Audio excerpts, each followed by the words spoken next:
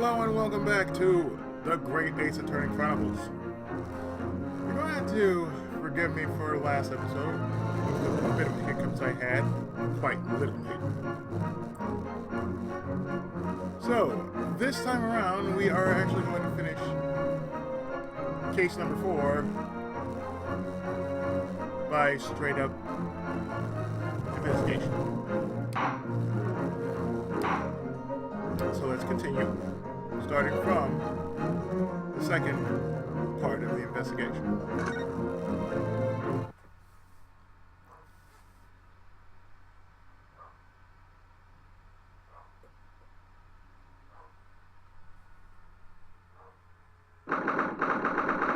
November 2nd, 3:38 p.m. in the suite. I still can't quite believe what just happened. I know. I inquired with the bailiff after the court session was adjourned. It seems Mr. Vigil was taken to the hospital to recover. Right.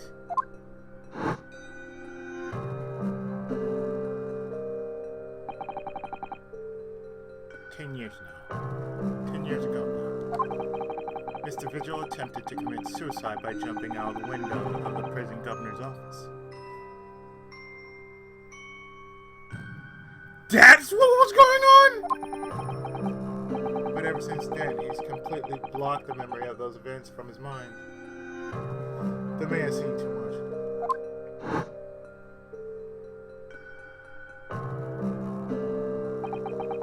Nobody knew his secret. Not his family. Not even the man himself. I forced it out into the open. Was it wrong of me to do that?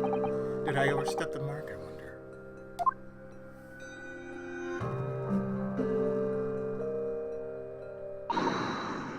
Rudolph! Oh, Iris. You're miles away. Anyway, I brought you a fresh pot of sipping tea for you. Oh, thank you. You, Susie, have had an exhausting day so far, haven't you?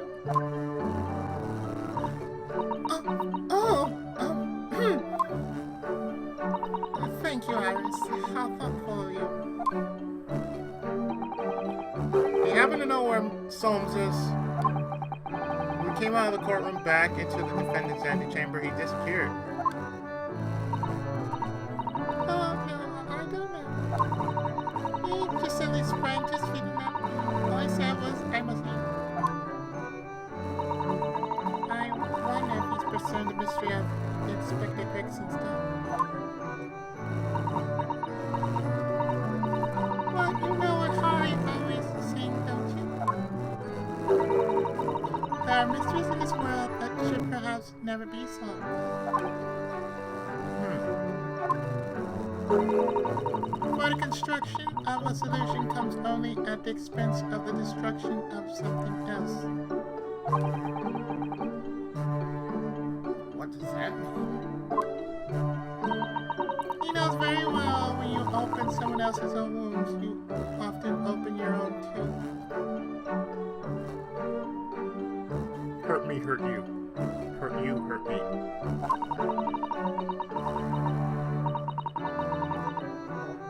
But he can't take his own advice and leave left alone. Solving mysteries is too important to him. That's true. But that's what I like about Harry after all. I suppose that's a lot of a great detective in some ways. So then, let's have tea, and then I'll give you a hand. Oh, do you have time on us? Yes, I finished this most manuscript at last, with barely a day to spare before the deadline. Oh, I'm so looking forward to it. A brand new story to read in the adventure of Sherlock Holmes. You know, I always hide Harry's violin in the days before I have the big. You do? Poor Soames. I'm sure that's very wise, Iris. How sensible of you. Now then, my dear fellows, let's make a plan of action before we continue our investigation.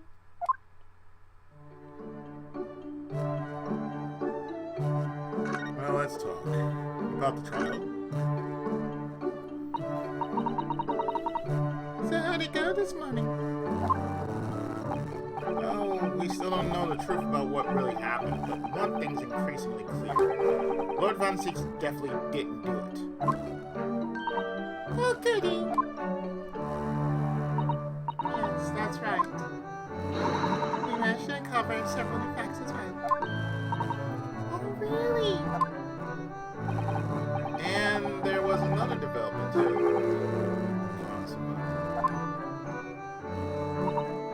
Yes, it's quite clear now. That Cosimo is not himself. Exactly. It's almost as if he's possessed. I know. I mean, at the end of the proceedings earlier, he was like a bloodhound the way he was chasing down Mr. Vigil's forgotten past. He's not normally someone restlessly persistent.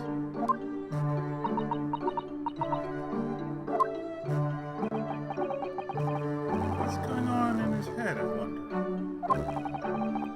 I really need to sit down with Cosmo and try to understand what he's going through.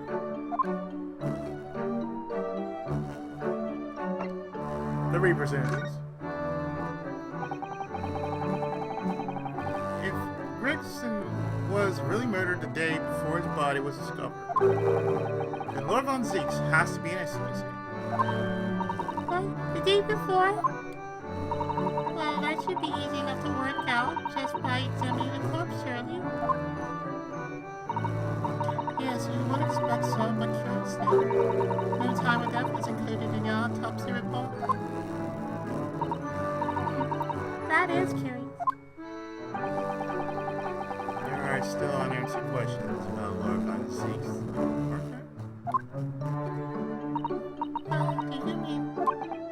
I mean, what was he doing there on Fresno Street that day in the first place?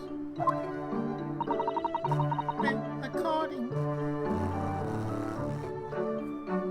to the man's testimony, he was investigating Inspector Gregson, didn't he?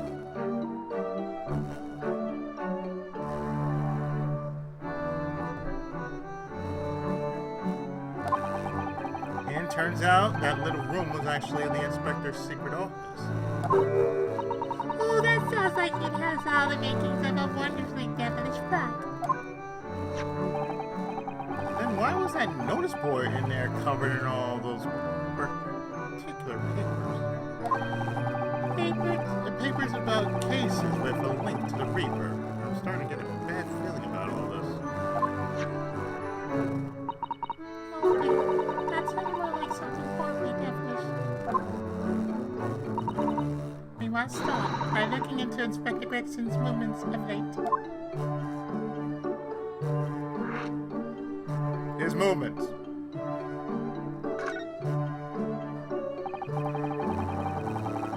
I never imagined I might have to be investigating an inspector's movements. Well, according to the entry in his diary, he was carrying out an incognito investigation of the red-haired lead the day before his death. Oh, you mean he was doing the same as Harry? Well, Solms was trying to apply, whereas the inspector was supposed to be investigating. I do wish it happened the other way around. Anyway, as it turns out, the inspector who went to investigate the league that day wasn't actually Gregson at all. It was Mr. Vigil in possession of Gregson's identification. You know what that sounds like to me? Establishing an alibi. Oh my, yes, you're absolutely right, Iris. But why would Gregson need an alibi? It would appear that the inspector had something to do that he wished to keep secret.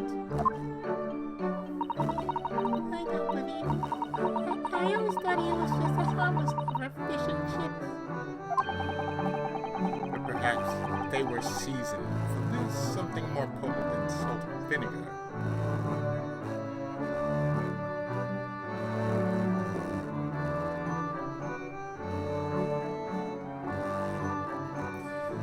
The idea that's going on in my head right now with fish and chips.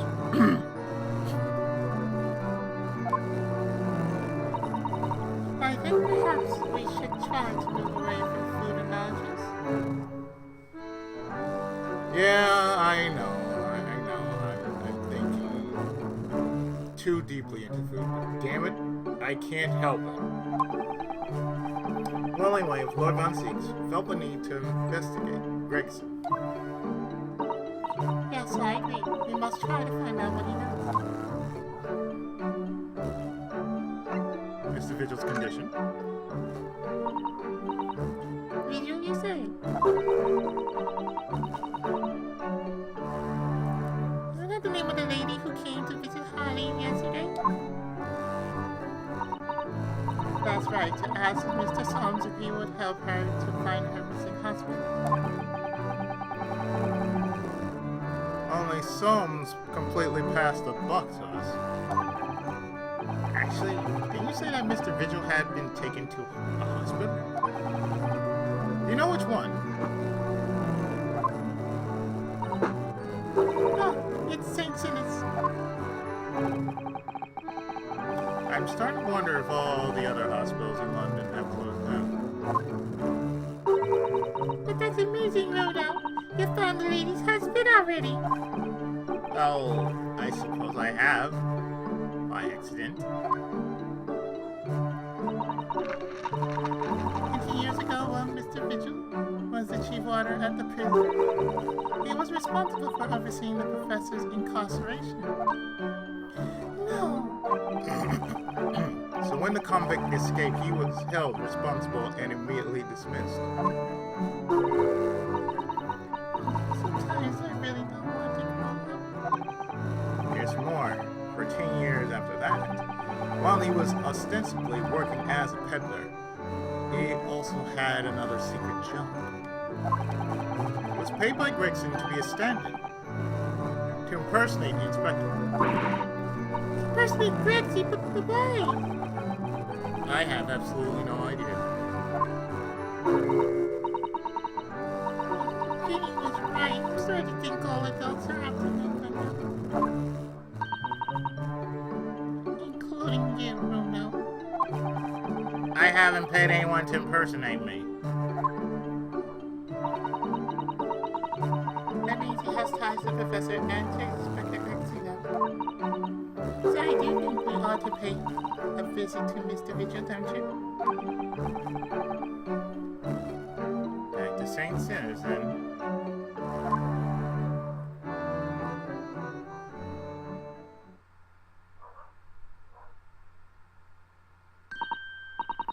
Well, I think it's clear what we need to do, isn't it?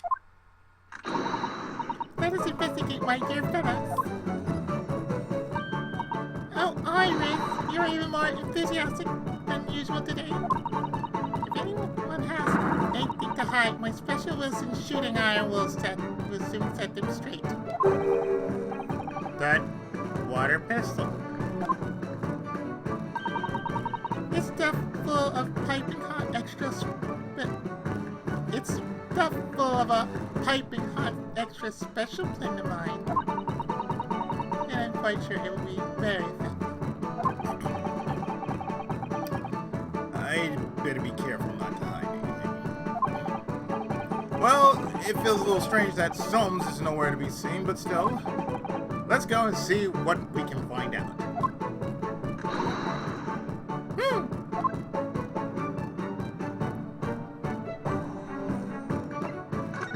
Well, let's move.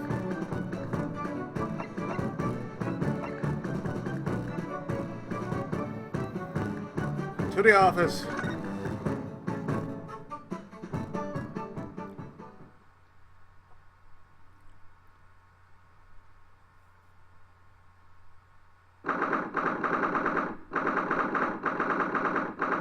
At the Supreme Court, Lord Chief Justice Office. No argument, Asogi. We will continue with the trial exactly as I instructed. Exactly. Perfectly. It's Cosmo? Defying Lord Strongheart by the sound of it. He never did know when to back down.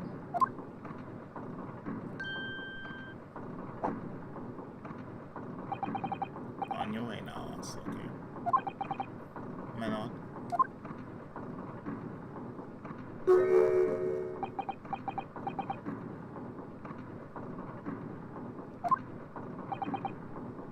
Kazuma.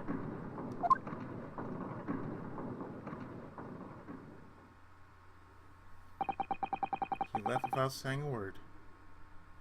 But he did give a nod. He's like, Kazuma.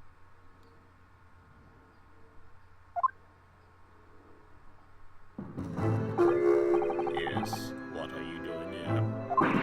Oh, well, I was just hoping to ask you a few questions, if you wouldn't mind. I wanted Van Zieg's trial concluded today. But Prosecutor Asogi's unwelcome inquiries are going to make it take longer than necessary. Unwelcome inquiries? As a result, I'm losing even more precious time. Currently 2 hours, 55 minutes and 41 seconds, 42, 43. Then we must resolve everything before 3 hours have passed, Naruhodo. In a miraculous, not even 5 minutes? Anyway, can't let the man's obvious bet put me off. I need information. Sir, I need to talk to you.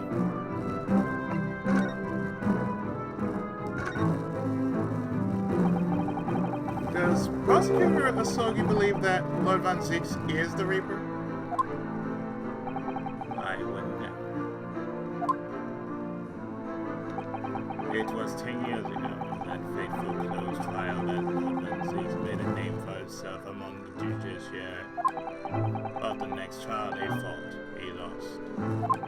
It meant the ringleader of a criminal organization was acquitted, thanks to all the jurors being under duress. But that's awful. The man's freedom was short-lived. He lasted just 3 days. Yes, let me see. He died in the roadside at his place of work, I believe. Damn! Correct. That was the inauguration of the Reaper, the Bailey. And people believe Lord Van Zieks was responsible. He was brought to trial himself, but it was shown to have been an accident. So he must have been someone help with him. Nevertheless, the mysterious deaths continued. In total, 16 persons perished in unusual circumstances, ostensibly at the hand of the Reaper. That's a long run of coincidences. Well, the Reaper's tragedy may well be revealed by this trial. And the impact that revelation will have on the British public cannot be understated. Is that why it's a closed trial? Precisely. The people need to know. His country hasn't seen a closed trial in 10 years. So the last one was the professor's. The trial of Genshin Asogi. Correct. Actually, we heard that originally you were going to prosecute that trial yourself, Lord Strongheart. And Zeeks entreated me to relinquish the prosecution to him, that he might avenge his brother's death. And here we are 10 years later, with the son of the man Van Zieks, and condemned now, looking to avenge his father's death in the same way. This this is parallel to Edgeworth and Karma. Have you noticed?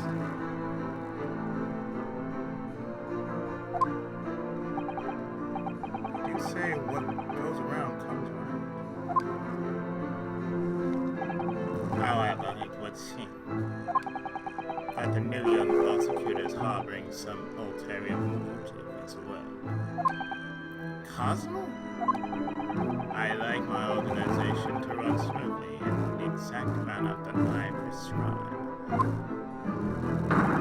As with the giant clock in here, I won't tolerate a single cog being out of step with the others. Oh, so that's why all these gears are around here. If the young man refuses to mesh with the other parts of my great machine, I will be forced to take steps. What do you mean? Not something of which you need concern yourself. In any case, all your questions will be answered tomorrow.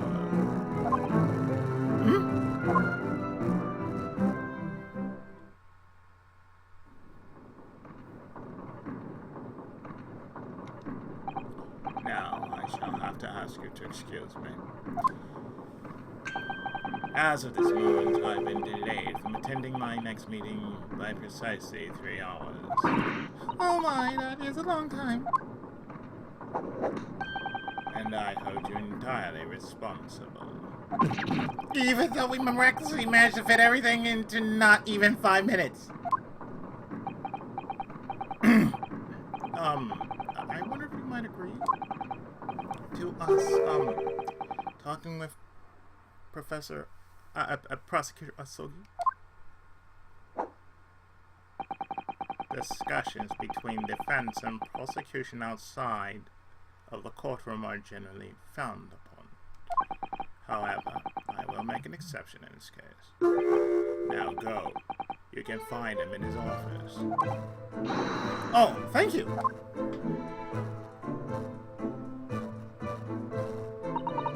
Let's go see him at once. Naruhodo. Cosmo's my best friend in the world, but I'm really not at all sure I know how to talk to him at the moment.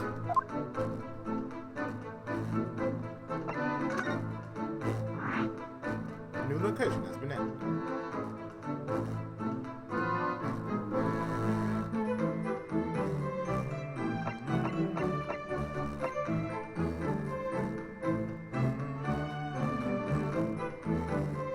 To the prison.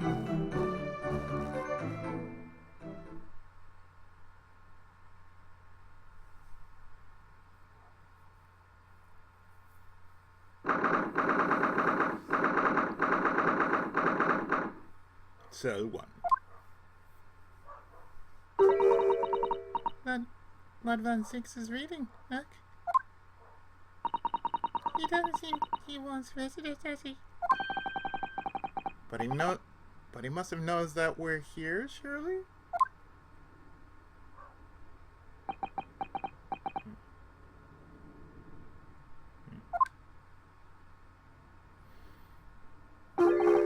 What do you Nipponians want? That's no way to greet a lawyer who's trying his hardest to prove your innocence, is it?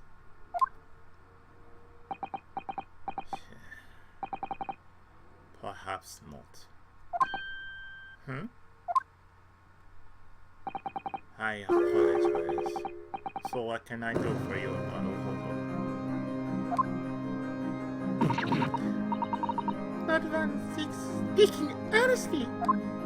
How the fuck will be lifted over London for the first time in months tomorrow? That feels very, very strange.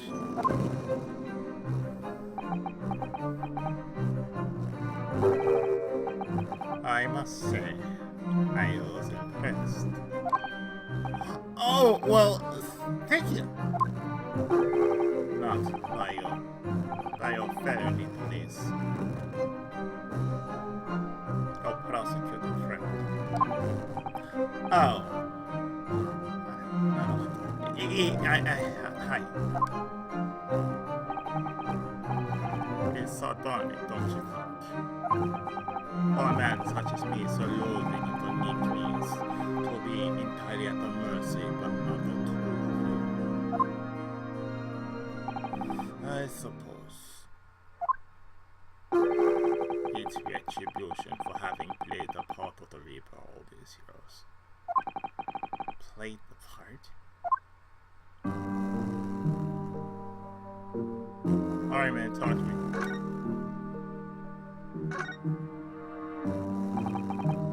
You once told me that you gladly allowed people to believe you were the Reaper because it helped reduce the amount of serious crime that took place in London. If keeping quiet and playing the parts benefits the cause, a cause I myself am committing to pursuing, then why would I choose to say anything? But the henchman of the criminal killed by the Reaper attacked you only the other day. And that was just the most recent of many attempts on your life, wasn't it? Someone's clearly profiting from your silence about all this. Someone's using you. Believe me, ever since the Reaper first appeared, I've been doing my utmost to expose him, or rather, expose the organization. The whole organization. It's inconceivable that all those accidents were orchestrated by one man.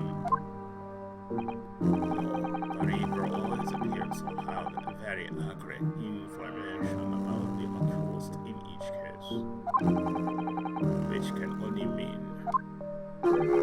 that somebody at Scotland Yard's involved. Someone at... You killed me! It's taken me many years, but I finally identified the central figure in this Reaper organization. Tobias Gregson. No! Gregson? The Reaper?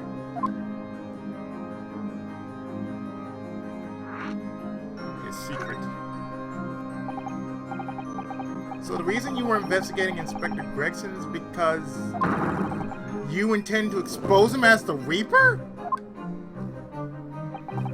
As I said, the Reaper of the Bay is no single person. It's a highly secret organization with close ties to Scotland. But there's no doubt that Gregson was a key member of that organization. I can't believe it. Did you say that Gregson, because he was behind all this Alpha criminals meeting? Gregson didn't do the dirty work himself. He was the tactician. His job was to covertly investigate the marks and plot their assassinations. In order to do that without arousing suspicion, he regularly needed a formality by him.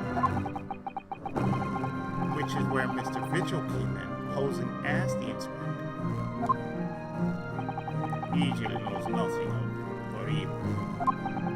The room he ran on Fresno Street was almost certainly the headquarters of the operation. Gregson would have met the assassin there for briefings. So we don't actually know who carried out the killings then.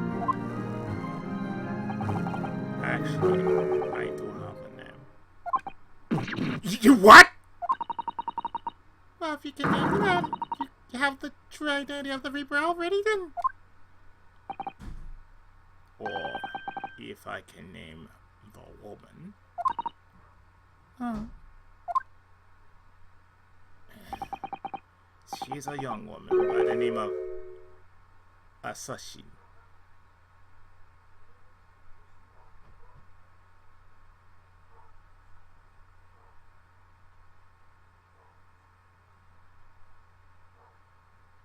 We went from Asian to assassin. Oh god. Ansatsuken! Wait, what? Shin? Asuka? Miss Asashin. The true name of the terrifying killer I know only too well.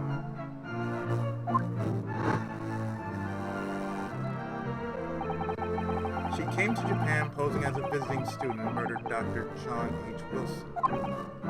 Then, just when it seemed that diplomatic protection would help her escape Japan and conviction, the mysterious woman was herself murdered in a small summer beach hut. And that woman was actually the Reaper of the Bailey?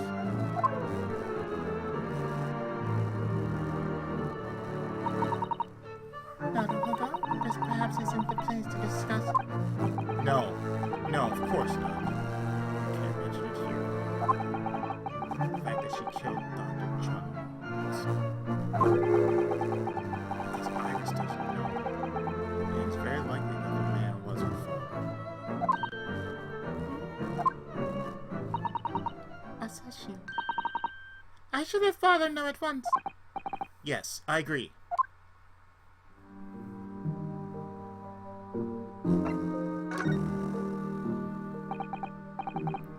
Kazuma, Asogi Kazuma. You say he is a friend of yours. My best friend. He's the whole reason I got to come to here. It was all on his merits. I have nothing but respect for him. Yes, I understand that only the very best students are selected for such opportunities. And I had a fine demonstration of how sharp he is in the proceedings earlier today. He missed nothing. In fact, his flawless performance very much reminded me of his father, Genshin Asuki, the professor. It is true that the aristocracy at the time was the root of numerous grave societal problems. They were abusing the power, playing with the common man as pawns in politics, economics, war. And they're still doing it now.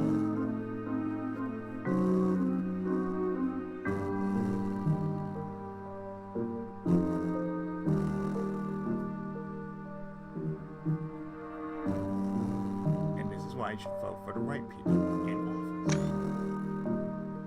Thank you.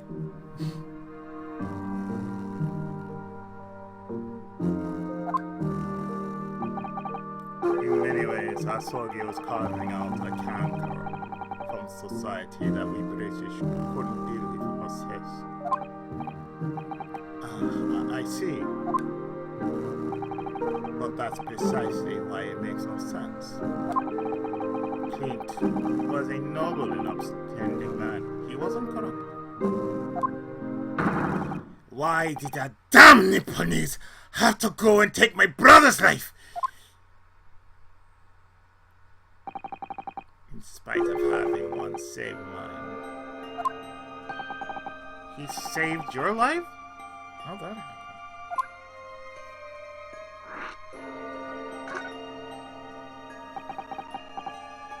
It was 10 years ago on a foggy night. What was to be the professor's final strike had sent a wave of panic through the capital. So Clint had already been killed at this point. Genshin and I were walking down some dark streets of the little world. Of course, at that point, I had no idea of the true nature of the man at my side. All of a sudden,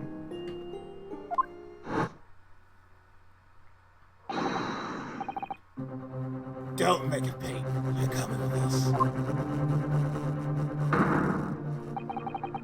We were surrounded. Above all of us, sailing to armed with pistols, their faces obscured by scars. Clint was not only He was a being prosecutor's blood. The skull indicated the sight of him. They had no sympathy for his younger brother, either. I've been taught it several times before. Yeah, it's Van Six, alright. We got him! I could hear them murmuring amongst themselves. I knew they were after me. But just when I thought my time had come, if I let them kill you, Clint will never forgive me. It was in Sogi's voice, just a whisper in my ear.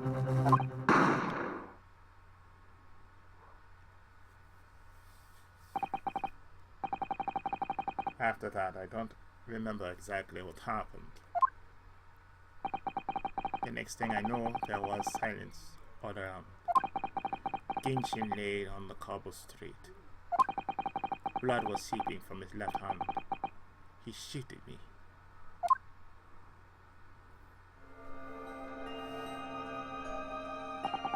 2 days later, they arrested him. On suspicion of being London's most notorious mass murderer ever, the Professor. How awful for you. All at once, I lost the brother I revered and the foreign friend I held in such high regard. I'm so sorry, Lord Van Zix. He must have an actual first name. Can't be Lord. Well, that's the end of my miserable tale. I never thought I'd recount it to anyone. Well, thank you for confiding in me. The Professor, the Reaper, and Inspector Gregson. I wonder just how intimately related they all are. I still can't quite believe that Gregson was essentially the Reaper, giving assassination orders to sell bread. Not a hobo. Let's go and inform my father. I'm sure our government will want to hear about this new information. Oh, that means I get to meet your daddy, Susie! Hey! Yes, alright. Let's head back to Great Waterloo then.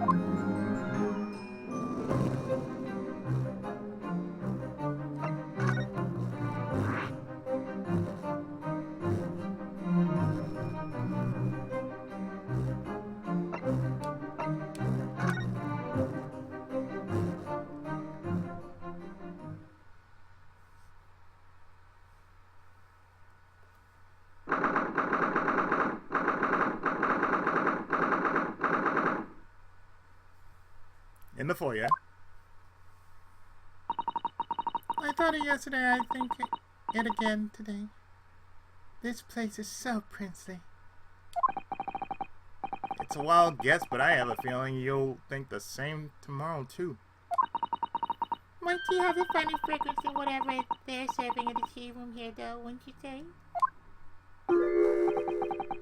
Ah, look who we have here. This is an unexpected pleasure.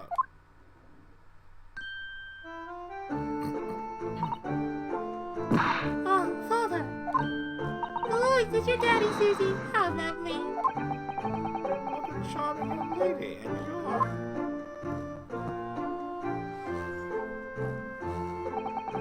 Oh, really? So you're the author of the Adventures of Harlock Sons, are you? That's me, Iris Wilson at your service, sir. Susie been such a wonderful friend to me over the last year, you know. Oh, Miss Wilson, I must say I read your work regularly and with much interest. Iris actually lives with Mr. Sons, you know, Father. Is that so? Well, perhaps that goes some way to explaining that bright look in your eyes.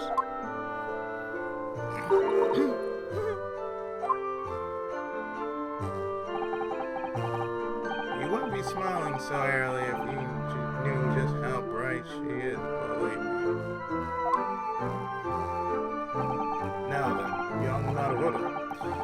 It was a pleasure seeing you in action earlier. As an invitee of the symposium, I was allowed to observe from the gallery after I twisted some arms. And I must say, it was a truly exemplary performance. Well, arigatou gozaimasu. Although I'm fairly sure you omitted by Cosmo on the end there. No, please don't misunderstand. It was you who impressed me. Really? You didn't miss a step against us, and we all know how capable he is.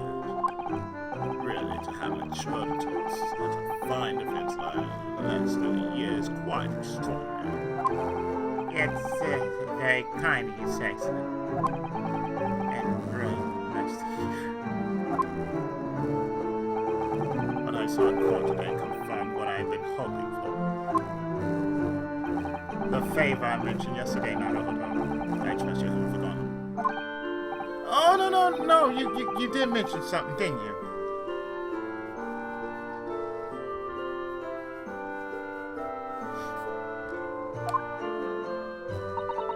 But first, you have something to report, Father. Of course. Shall we take tea while we discuss matters further?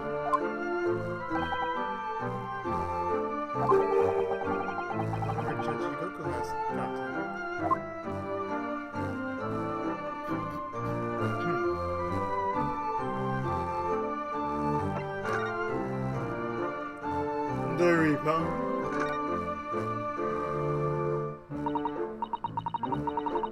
Father, do you know about the so-called Reaper of the Burning? I have heard rumors. Some members of the judiciary explained it all to me yesterday. Of course, when I was a visiting student here in London, the Reaper was yet to emerge. Right, he didn't appear until after that case, when the visiting students had already returned home. Lord Van Zeeks was in the dock yesterday. Lord Van Zeeks was in the dock today. That was Baroque. Oh yeah, Baroque. Why don't they just put his name as Baroque instead of Lord? And I was like, your name is Baroque Van Zeeks.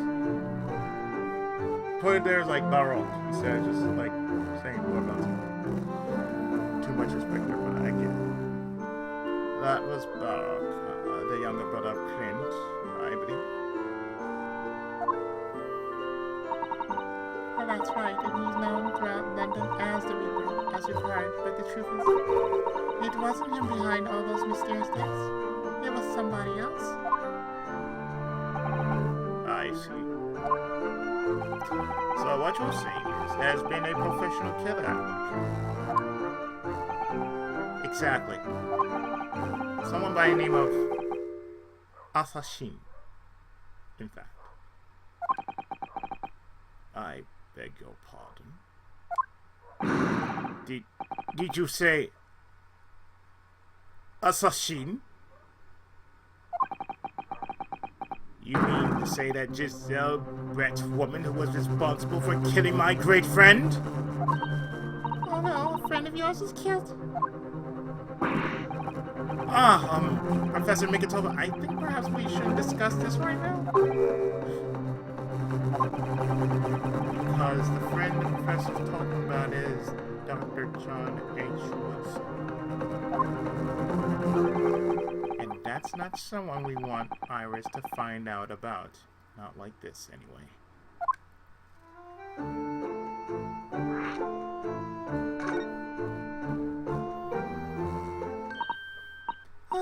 I've just remembered something. Biscuits! This hotel has the most delicious looking biscuits. That was rather low. She's doing this deliberately. I think I'll go and see if I can purchase them. I wonder, would you like to come to Iris? Oh yes! You just try to leave me behind.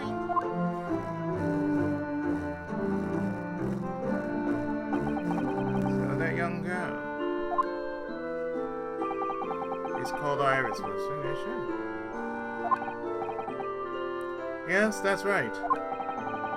she is the author of all those adventure stories starring the great Detective Solness.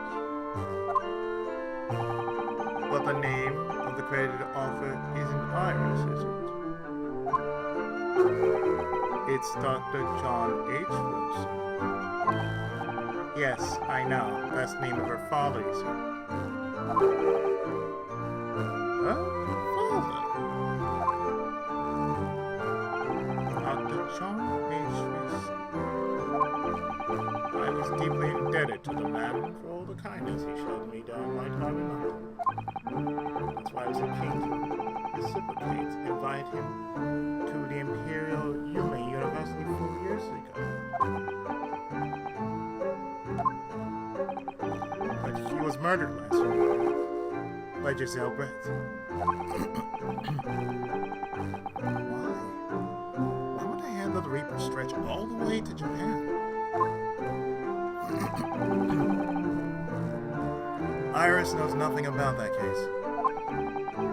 But it seems very likely that the victim, Dr. Wilson, was her father.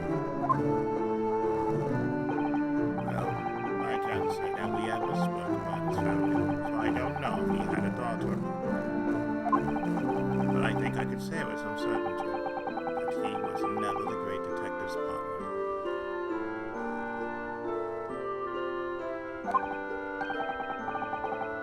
So it could have been another Dr. Wilson, you think? Well, John and Wilson are both common names after all. Still, it's probably best not to mention this to young lady until we can be sure. That's what we thought, yes. We're back! With cinnamon biscuits. Ooh! They smell delicious, Iris. I think cinnamon will go very well with the tea they serve here. Don't you think, Susie? Yes, I'm sure you're right, Iris. Save some when we get home, though. Gotta try that out, too.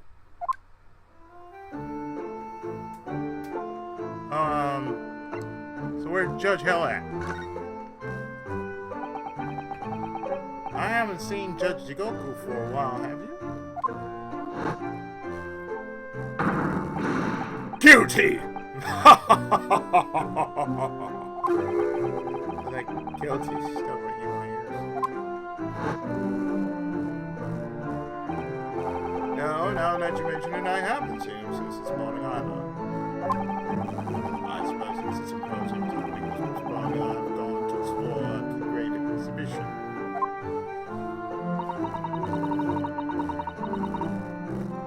That reminds me of something you mentioned yesterday. About Judge Doctor having once been in the Dawkins house. Ah, yes, those all tied up with that cursed trial. The closed trial. The cause was further. Seishiro was trying to mitigate Genshin's guilt, so he took to the stand to testify. But he got a little carried away and actually managed to break the witness stand. Oh my!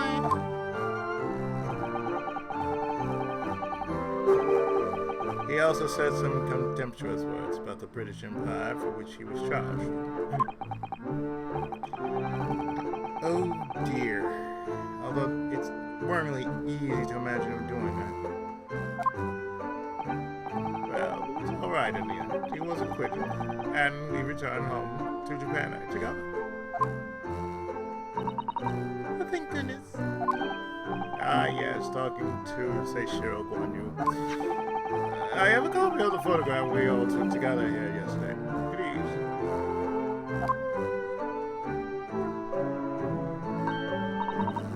Oh, what a lovely picture. Dude, you couldn't even smile. I was like...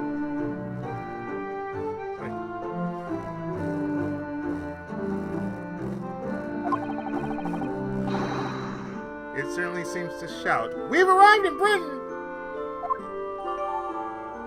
Commemorative photograph.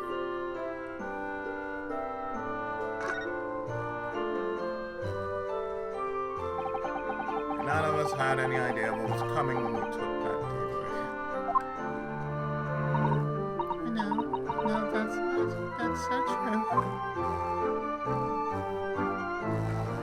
So, about that favor, sir.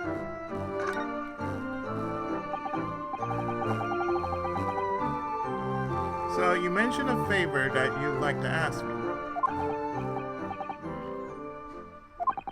Well, this faithful trial that you're fighting. One way or another, it will be over before long. And when it is, I'd like you to accompany back. And when it is, I'd like you to accompany me back to Japan. You want me to... What? Father, what's the meaning of this? Now, Sasato, you should understand. You've seen how our courts work firsthand. Japan's judicial system is in its infancy, especially when it comes to defense. You mean... The Supreme Court of Judicature is in desperate need of a good defense lawyer. As soon as possible. Really quite urgently, in fact. But I've not even been in London a year yet. I've read all of Sasato's reports. I'm well aware of your extraordinary talents. And having seen you in action with my own eyes earlier today, there's no question. You, Naruhodo, are precisely the man our country needs.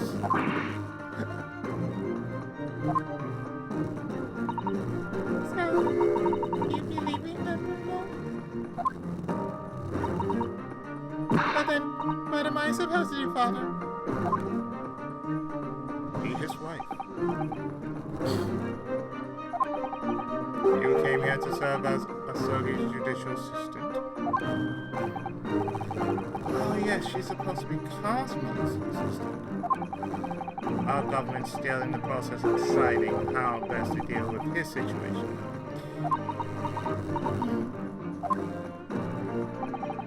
You've always chosen your own path, Sasato. And I trust your judgment in this matter also. Father, Please, prepare. Don't look so downcast. It's merely a suggestion, you understand. Hope if I'm honest. But I won't force you. All I ask is that you consider it and come to a decision by the time this trial concludes. Yes, alright. you won't leave, will you? She needs a head back.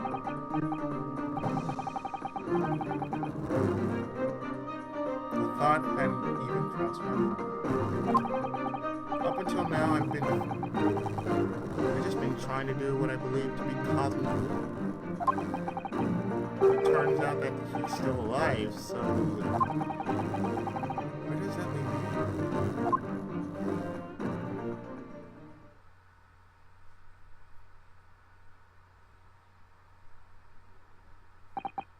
Well, if you'll excuse me now, I need to telegram government ministers and the Japanese police with this information about Asashi. Of course, Father. Thank you. I look forward to next month's installment, Miss Wilson. Okay, please, do come to Baker Street sometime, won't you? We'd love to entertain you. I would be delighted. The best of luck for tomorrow, Naruto. And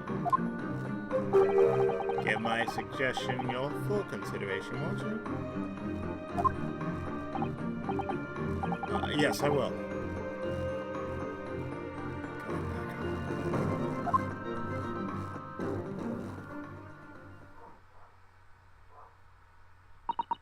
You know, Cosmo has always meant a great deal to my father.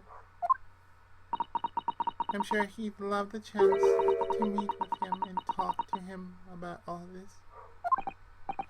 Yes, no doubt.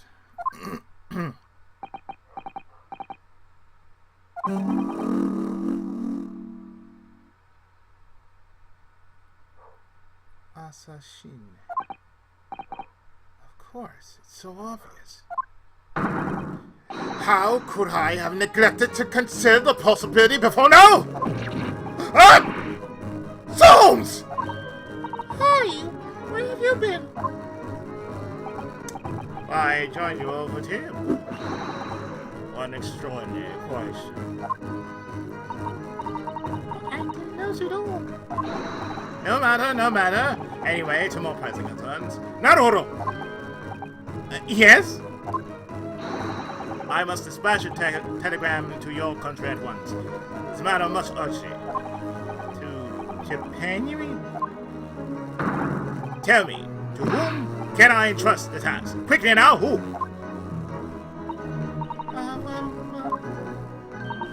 My father just now left to send a telegram to the Imperial Police Bureau of Japan himself. I see. Well, he looked reliable enough for a bearded fellow.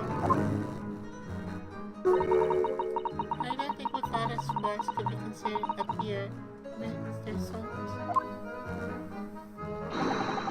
There's not a moment to lose. Kindly ask your trusty, unshaven father to see this is sent. I will, but what is it? No questions at this time, if you please, Mr. Sato. All we can do is pray. That for once, my deduction is already. Doesn't that imply that your deductions are normally correct? Soames, which isn't it? Now then! You may be surprised to learn that I am a very busy man. I certainly have no time to hide behind settees and eavesdrop on other people's conversations. So that's what joining us for 2 minutes. I'd leave the sending of this in your hands, then, my dear fellows.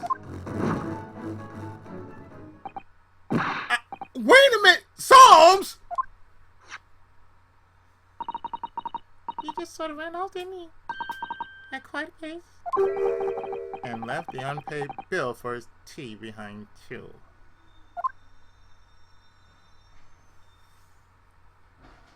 I must catch my father at the telegraph office at once. And I'll run and call the cab straight away. And there was me thinking everyone could be clamoring to pay Mr. Soames' bill. Right. Going to move to the Belgium. We will just here we do. A hospital bed in St. Sinners where Mr. Vigil's recuperating, having lost consciousness in the witness stand.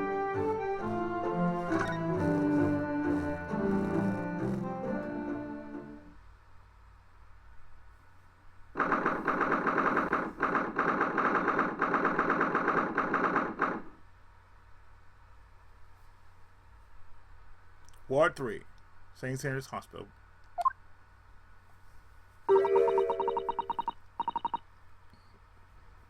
This is the ward where Mr. Vigil was brought, apparently. To be frank, I'm a little worried about seeing him again.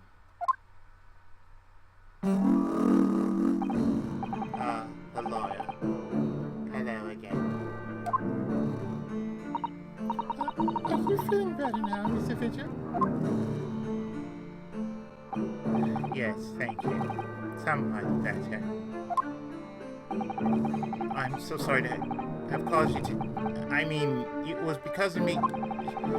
If I hadn't exposed your secret and forced you to remember things you obviously tried to forget.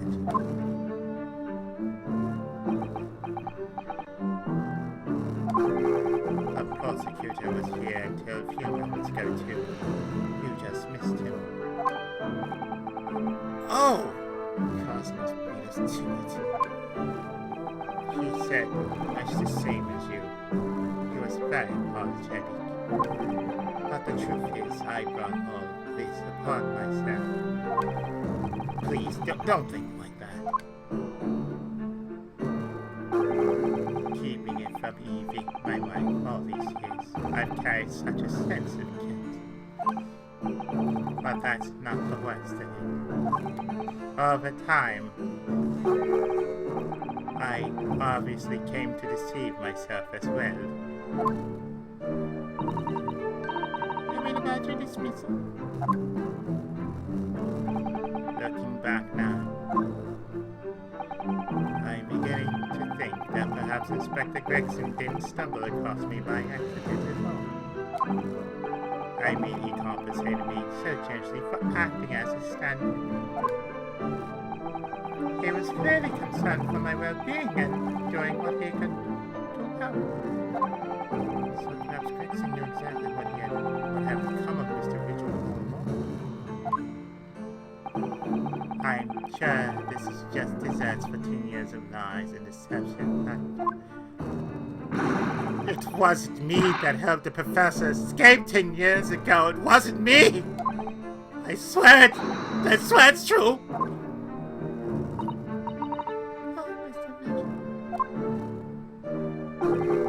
I'm sure you'd rather not dredge up even more from your past at this time, but if possible, could you tell us exactly what really happened?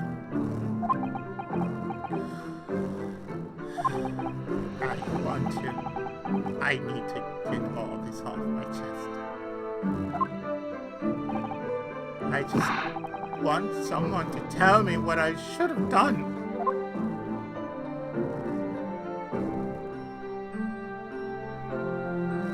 Sit down, talk. Here, have a drink. The last time I actually did a part of this, I had like the hiccups like mad, like for quite some time, and I had to drink. I had to take a break in between the video, well, twice. One was because there was a part of the math through that wasn't there that didn't tell you what you had to do next in a certain sequence. So I had to look it up and like, oh, what is this? Like, oh, okay. I basically had to look it up for a bit and just say, oh, that's what it was. So like, it's press everything. Like, in a sense, it was press everything. That's the whole sequence. Like, the game tells you to press everything, but at the same time, when you amend, you usually press that and then present something. Present the evidence. It wasn't there on the walkthrough that I was using at the time. And then after that, I had a bad case of the hiccups. And I just had breakfast at the time. And then at this time that I'm doing this, I just had lunch. Hold on. Moving on. The request. Inspector Gregson was obviously engaged in a special operation of some sort. He was investigating something that even Scotland Yard couldn't know about. Details of Reaper's marks used. It was when he had to carry out those investigations that I would take his identification and impersonate him. You pretend to be an inspector and carry out investigations on his behalf. Oh no, never! A common street peddler couldn't possibly carry out a proper police investigation. All I would do is go to the specified location and make a little hoo-ha.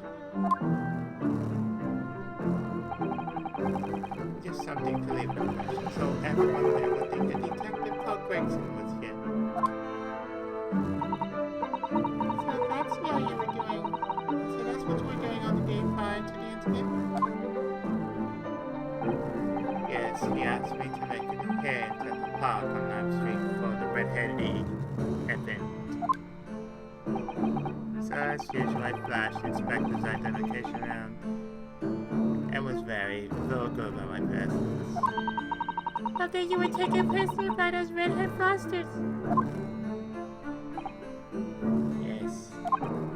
So you would always make a point of showing Greg's identification generally being known. That's what the inspector asked me to do, yes. Well, that's one way of becoming a legendary detective, I suppose. Not a good one, though. And as you know, I suffered this bruising around my neck at that happened. But the following day, they kept their word and released me. Without returning the inspector's identification to you, however, we had arranged to meet in Fresno Street Room at 5 that day so I could report back to the inspector. But at the agreed time, that's when I heard the gunshot.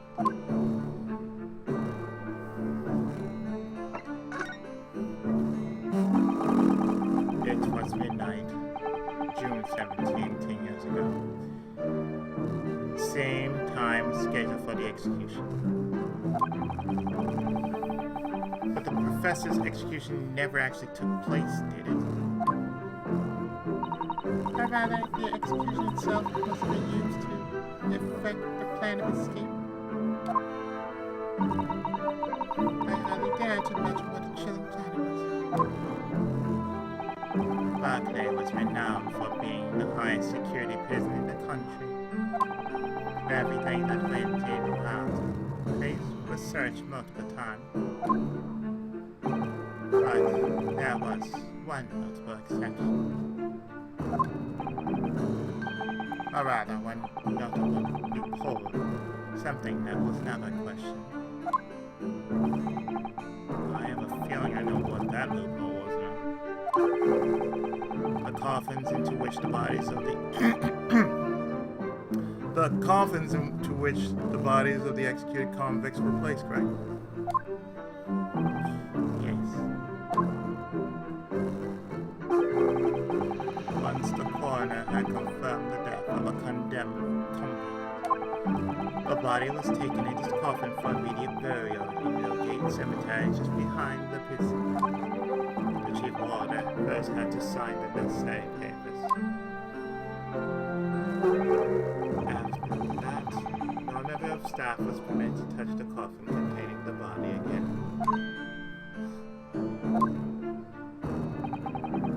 When executions took place, only the executioner and the coroner were permitted inside the chamber.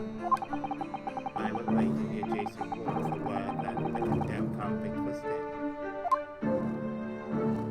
On that occasion, once I had that confirmation, I went into the mortuary to find a lone coffin, as usual.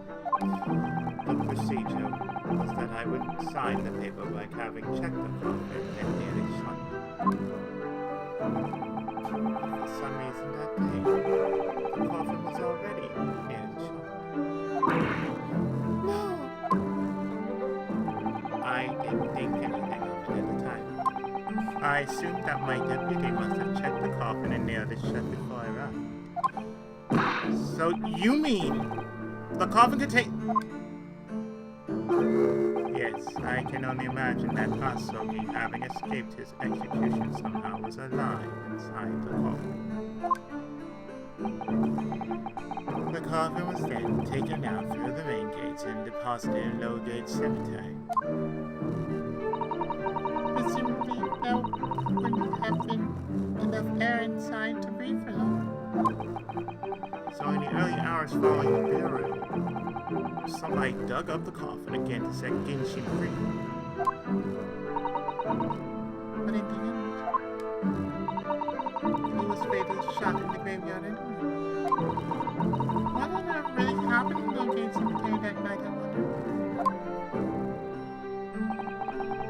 I'm afraid I really don't know. All I can say with certainty are two things. Asogi couldn't possibly have escaped that way without help from somebody working in the prison. And that somebody was not me.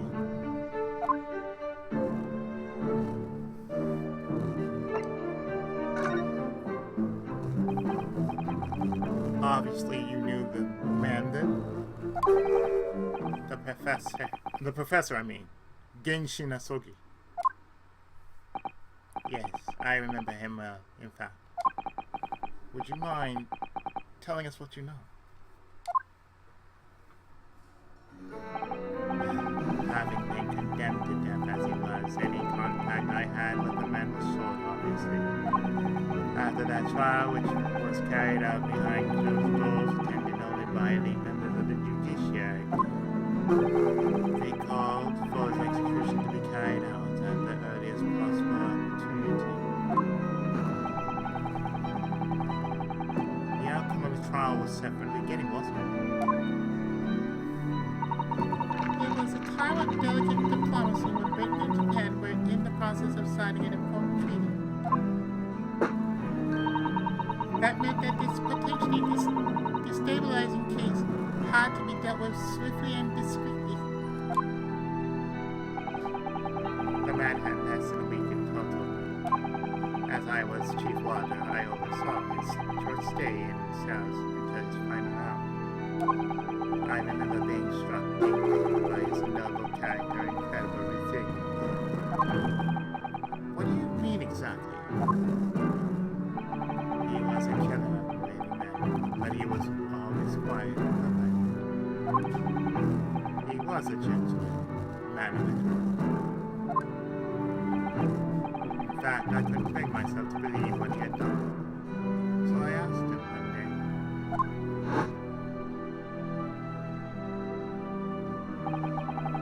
There's 5 members of the Obscurity whose lives were taken. Were you really responsible? I'm guilty of the unforgivable crime of ending another man's life.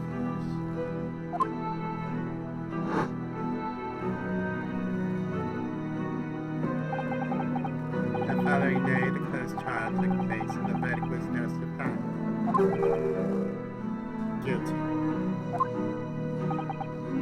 That night, when he was brought back to his cell, I saw something unusual. Something unusual? What? The last will and testament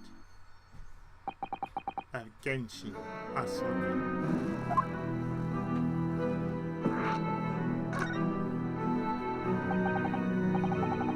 As I said, it was on the following night his trial had been found guilty. I was doing the rounds upstairs when I bumped into Asogi's. I noticed that he seemed to have a sheet of paper in his hand. His last will and testament, then, presumably. As soon as he noticed me, he heard me shoved it in behind his back. Why do you find that so unusual? Is it normal for a man to pen a will when he knows his death is not? Yes, that's true. But there were special conditions to Asogi's incarceration, you see. What sort of conditions? Even though he was held in a cell designed for condemned inmates, he was allowed to keep his personal effects with one exception. Really? He was allowed his things? It's unusual, certainly. Of course, he had been convicted of killing 5 members of the aristocracy. But at the same time, he was a guest in our country from the Empire of Japan. The powers that be were determined that his final days shouldn't be needlessly uncomfortable. And what was the exception you mentioned for the personal effects he was at? That's the point. He wasn't permitted to have writing materials. Specifically, no pens or paper. So, he was prevented from leaving any written record of what happened to him? Yes, that was the long and short of it. I have no idea where he obtained that paper.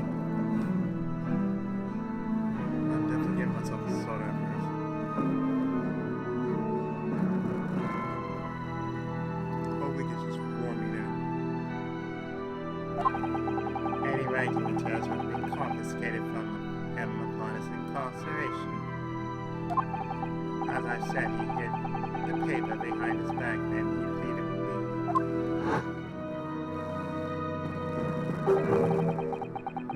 What did you hide behind your back? Please tell me this is my lifeline. But you know it's against the rules. You're the only person who's seen. If you just agree to keep quiet. Alright then, but what's on that paper? The last will and testament. This will is the only weapon I have left now.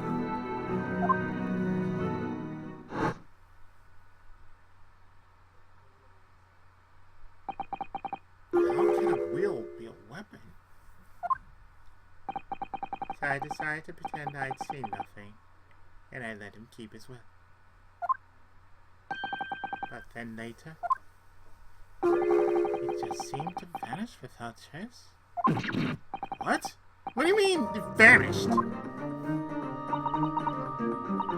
seemed that this is the end of this. It would seem that I can read this as well. It would seem that this isn't the end of the story of this mysterious will. The disappearance. I was the only person who saw Sogi's will fight, but somehow it disappeared. It was after Sogi's execution. Which was actually an elaborate jailbreak. The waters gathered up on Sogi's possessions that were in his cell. They were to be sent back to his family home in Japan. To poor cousin.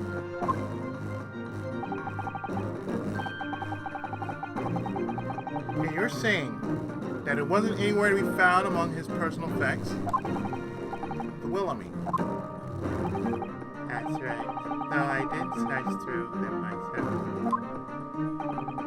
But Governor Kite was literally, he was screaming, "It kinda have disappeared completely!" That makes sense now, doesn't it? What way? Well, we'd understood that only Mr. Fitch was aware of the will's existence. In which case, how did the president governor know to look for it? Oh yeah, you're right! I really don't know how he knew. It certainly seemed as though he knew the will's existence from the outset. And he didn't refer to it as a will. What he said was the Asogi Papers. The Asogi Papers.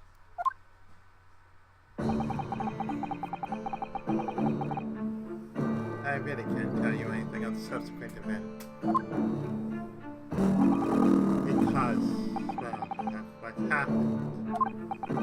You're dismissed in a way you blocked it out from your memory. I've forgotten all until this day. I don't suppose it's relevant to the case, then. Well, anyway, thank you very much for sharing it with us, Mr. Vigil. We are very grateful.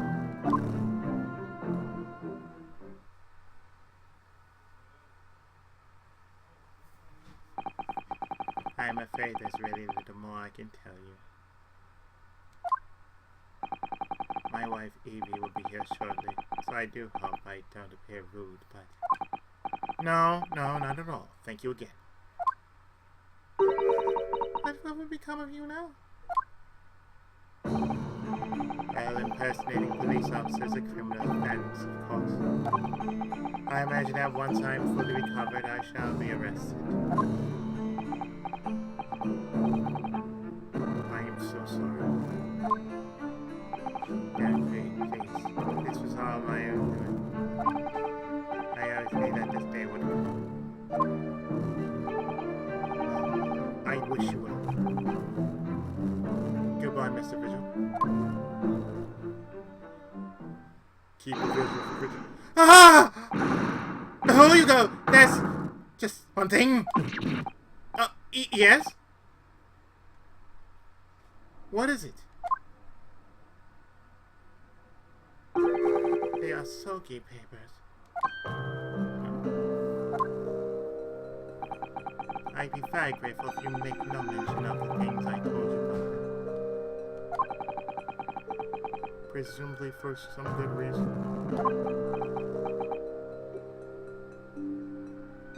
Sounds like the DL6 incident. It's my understanding that their very existence is a closely guarded secret. If it became that I remembered, well, it could be rather troublesome, I think. I understand.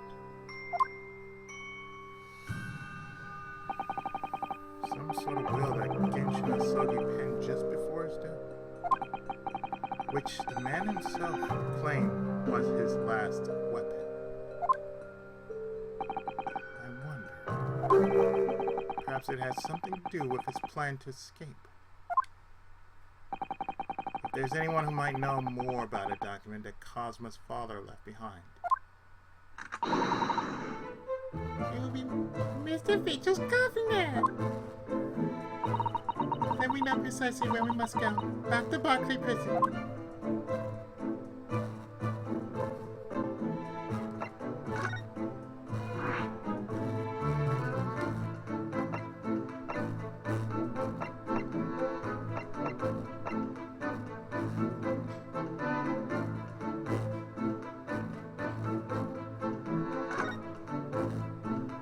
To the governor's office.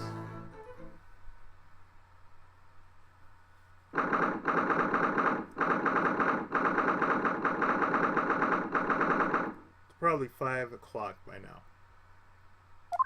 In game time. Oh, back again, are you? Yes.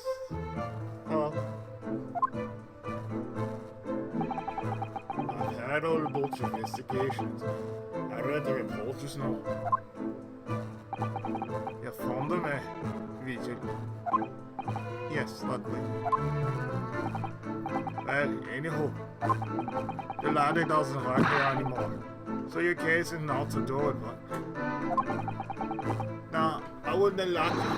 Didn't get the wrong idea about the good things. Of course, yes. Mr. Vigil stopped working here 10 years ago now, so... Yes, we see with this mess a lot of time for me. You will get a chop. I came on. You can very well. So how about we and go biscuit? Oh, they really are like lovely toast. And as hard as iron, too.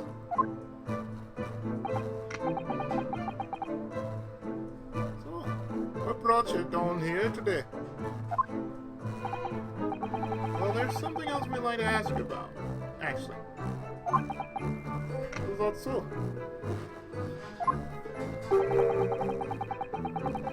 We believe there might have been a document that disappeared from Genshin Asogi's cell. I think it's been called the Asogi Papers or something.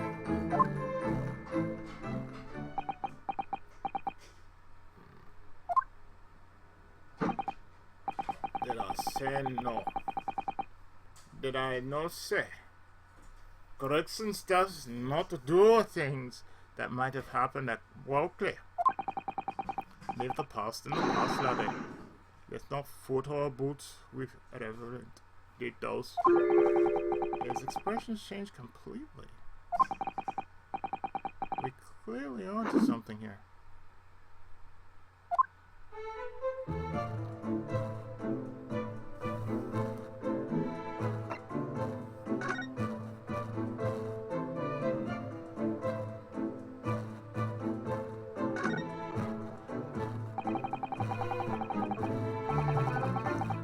The murder's bullshit execution. The whole miserable skit.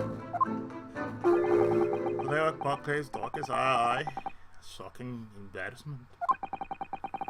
Because the convict had collaborated on the prison staff, you mean? Aye, for shame. The coroner who confirmed the death of the man after his execution caught in his sight. And my chief warder at the time, Vigil, who was in charge of the whole affair. But Mr. Vigil says he didn't know anything about it. The rascal witness say otherwise, eh? Or handcuffs? Of course you know. He could never have too much on your diet.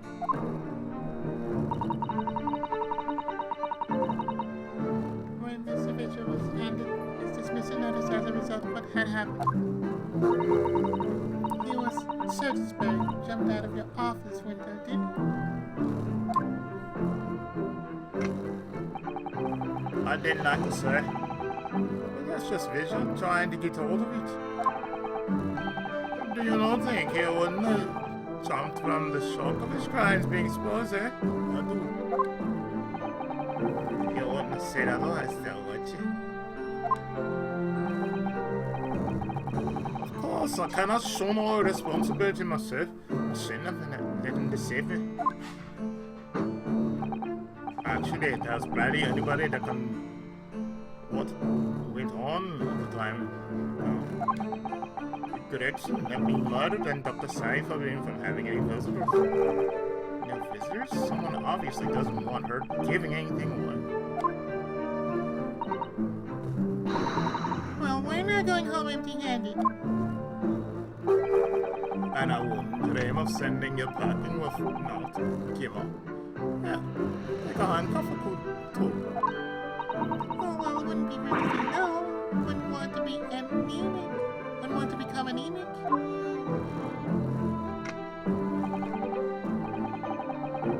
I suppose if there's anybody who might steal kidney bones, what happened back then? It'd be that last from the forensic division, Maria Gori. Maria Gori? Aye, Sai's daughter. She didn't have no more, just the one. But the wee bands followed in her mom's footsteps. You didn't never see her without a scalpel in her hand. Ah! Yeah, the crazy one, next to Courtney.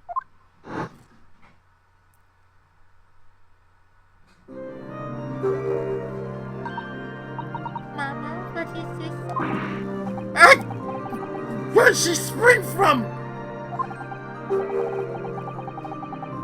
Did you just call the doctor Mama?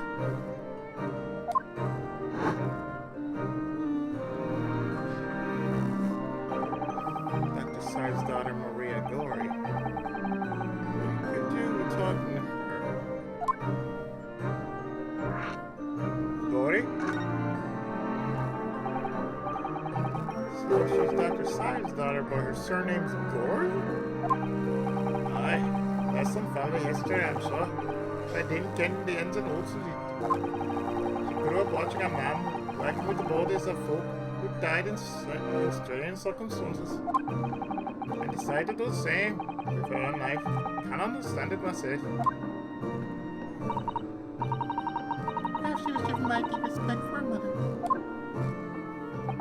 Perhaps. Anywho, she was in charge of Gregson's autopsy, but right in the corner responsible for this incomplete report. Someone told me once that the way lasses always love the mom stories about cooking cookies. There's even a rumor that she used to listen to the funeral march as a lullaby.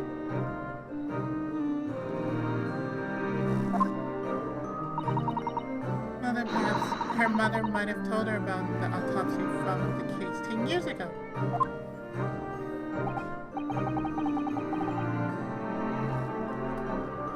I'd say there's a fighting chance at least. After all, that was a life-changing case for all of us. We will need to speak to Miss Gore for some of this, I think. Well, Thank you very much. I'm not happy about this. I'm not happy about any part of this. It took years for Londoners to forget the whole professional business. Can you not give up on this, laddie? Stop asking pointless questions.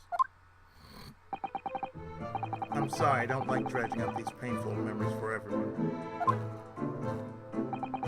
Can you not just stay away now? Leave me alone and didn't come back here, eh? About the paper, sir.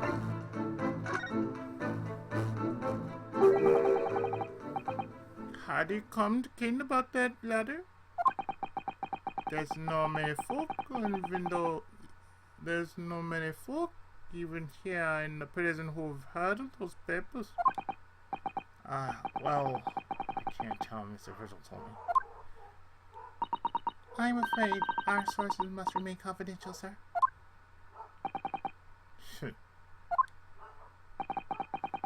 We've been led to believe the papers are actually a last will and testament. Is that right? The professor, or rather, Genshin Asogis.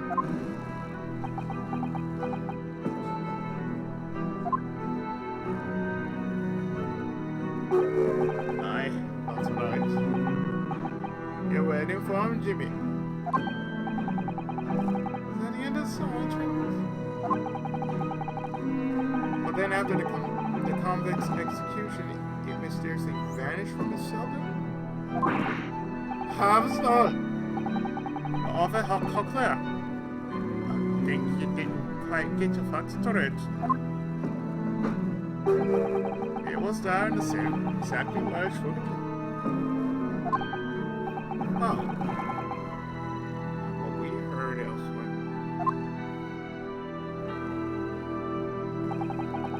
Let me just have a wee walk around in here. I'm sure I can find it. Aye, here you are. See? Last one testament Genshin Asogis written with calligraphy. Of course, I cannot read a word of those Japanese scribbles. But a mind that says he leaves all his worldly possessions to his son back in his homeland. Yes, that's correct. That's the gist of it.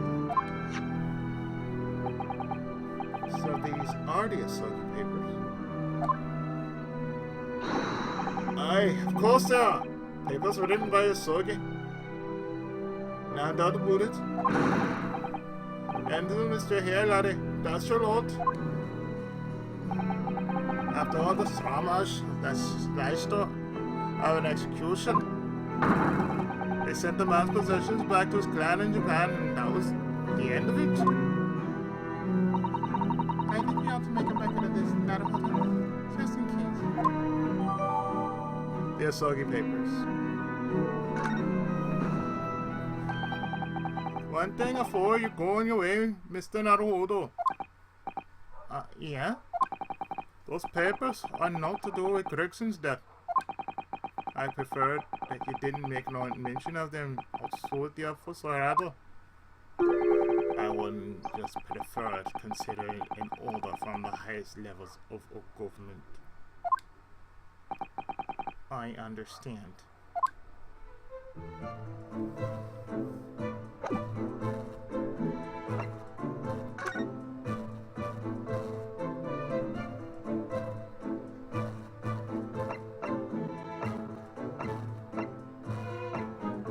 To the prosecutor's office.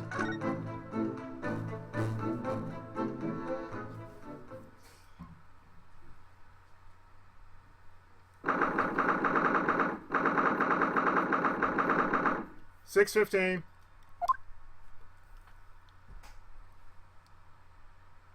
So, this is the office of Prosecutor Asagi now, isn't it?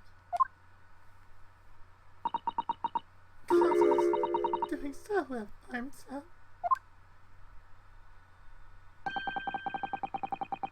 Even though he's forced to kneel on the floor Japanese style in that dark corner?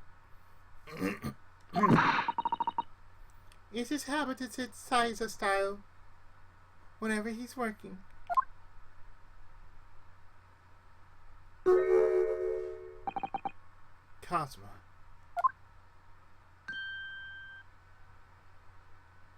I thought it wouldn't be long before you pay me a visit, Yunosuke. I was right about what I said, wasn't I? Sorry? That you have all the makings of a great defense lawyer. Well, I always believed that you fulfill your dream of advocating in the British courts. I just didn't imagine for a second that it would be a prosecutor.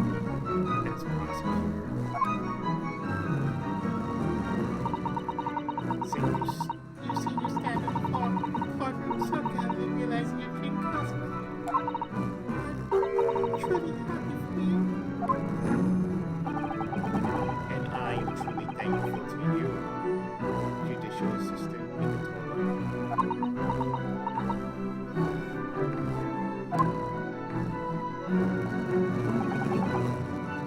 Yunosuke, I always thought it would be fun for you and I to shake up the British legal system and put together. This isn't quite how I envisioned it, but I suppose it's just another twist of fate. I've learned a lot of things during my time in London. About how Sasato's father was himself a visiting student here once along with Judge Goku. And about what happened with your father. Then you'll have no difficulty understanding why I had no choice. Why I had to find a way to get to Britain as a visiting student myself. I want to hear from you, Cosmo. As you wish. Now, Yunosuke.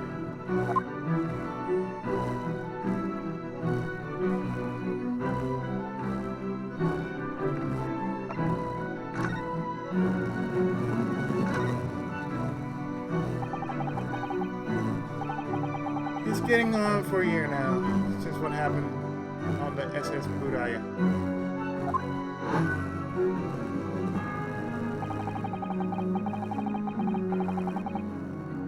We were heading across the seas from Japan to Great Britain. It's really pronounced Budaya. But they have it here as Budaya. So it's Budaya. We were heading across the oceans from Japan to Great Britain. A bizarre series of coincidences led to those tragic events. I thought it was my best friend forever.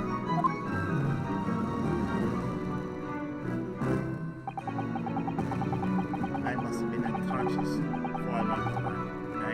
When I awoke, I was lying on the bed. It wasn't that one. There was positive flowers right there. It took me a little while to realize that I was in the cabin of the ship. I slipped out of the room and headed over to the deck. Were you already suffering from amnesia at that point? Yes, I didn't know what had happened to me or where I was, so that was just this voice in my head. You have something you have to do. Something no one else can know about. Go to Great Britain. Your task waits you there.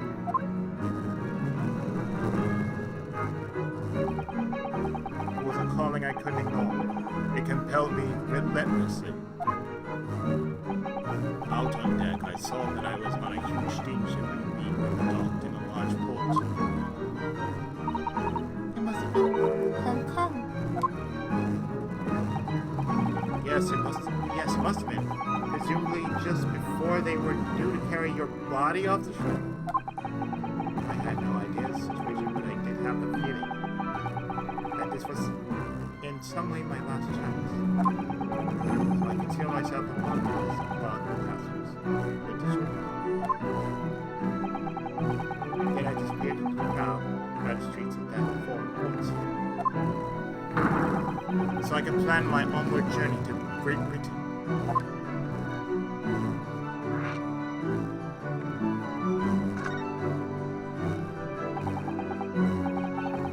a year ago, all my past memories lost to me. I was left behind in Hong Kong. Everything was foreign to me. Sights, sounds, smells. My head reels. It was truly endless. I realize now that I escaped as a dead man, with nothing but the clothes on my back. No money, of course. How terrifying. Luckily, though, I had two feathers in my cap. One being your knowledge of English, I suppose? That's right. And on the back of that, I was able to pick up some work as a deckhand on a cargo ship. Eventually, after calling at countless ports, I finally arrived at Dover. That must have been some 3 months ago now.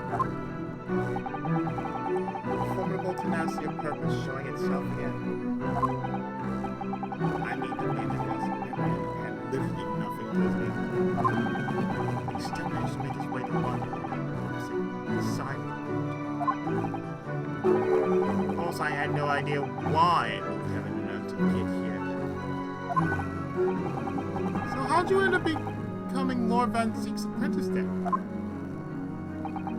That can only be called an extraordinary stroke of luck, really. You see, I was stopped at the border because I had no papers. They took me straight to Scotland Yard. By sheer coincidence, Lord Strongheart was there to attend a meeting. That's when the second feather in my cap came into play. Would that have been your knowledge of the law? Yes, exactly. Lord Strongheart was curious about an Easterner with intimate knowledge of British law. He took me back with him to Supreme Court and assigned me to the prosecutor's office. And then 9 days ago, finally got your memory back after a trial involving travel.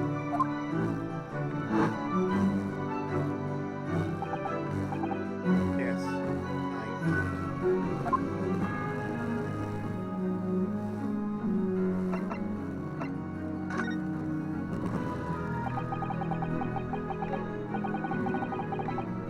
Ever since I met you, I first met you at Yuma, you talked about your dream.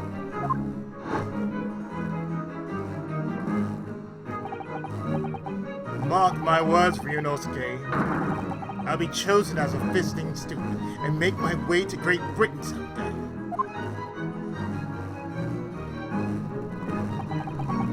Did you know the entire time about what happened to your father here?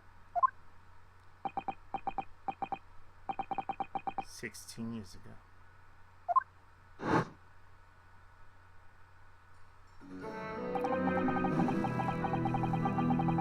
When my father left on that exciting trip to Great Britain, I was just a boy. We took a photograph together the day before his departure. It's my last memory of him. But what I remember most about my father is his unswerving sense of justice.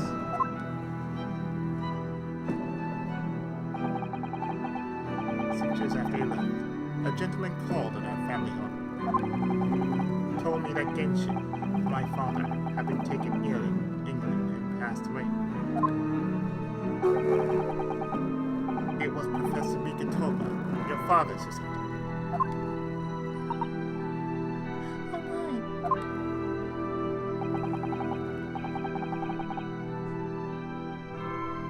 Ever since then, the professor was very good to me. He would help fund my university education at UMA. I'll be forever his debt. But nevertheless, I just couldn't bring myself to believe what he taught me.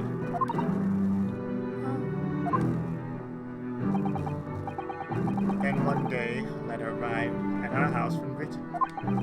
There was no indication of the sender, so I opened it, assuming it was from an old acquaintance of my father. What I read in that letter changed my entire life. What did it say? It It said that my father had been a mass murderer, and the writer cursed the Asogi name. Oh no. As we sorted that letter, I found out what had been hidden from me all those years.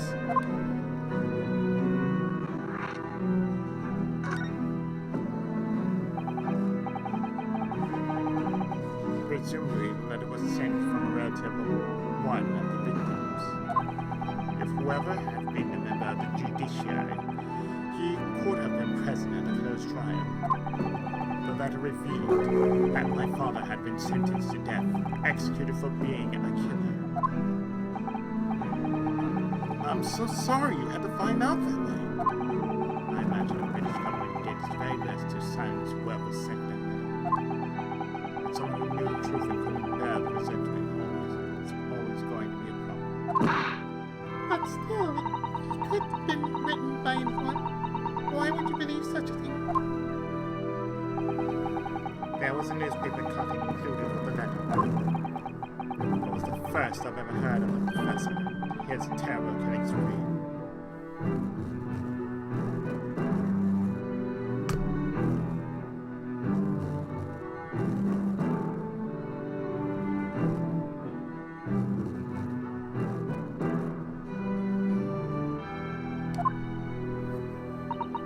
Well, what did my father have to say about the letter? I couldn't bring myself to show it to him. Why not? Because he deliberately concealed the truth from me by telling my father was taken by a fatal illness. That couldn't have been easy for him, and he'd done it out of consideration for my feelings. So instead, I showed the letter to Judge Jigoku. To the other visiting student. Judge Jigoku Guanyu. For the briefest moments, but then he just laughed the letter off. But in that moment, I saw on his face he was undeniably shocked, shaken momentarily before recovering his poise.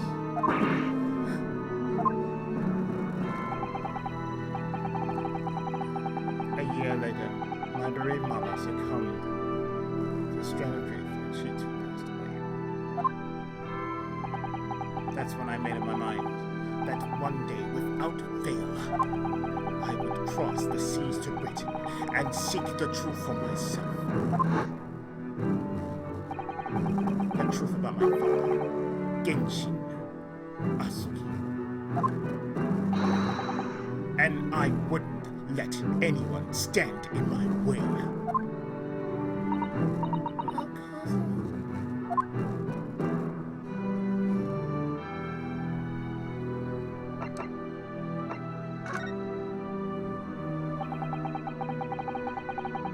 What we learned today in court turned things completely on their head.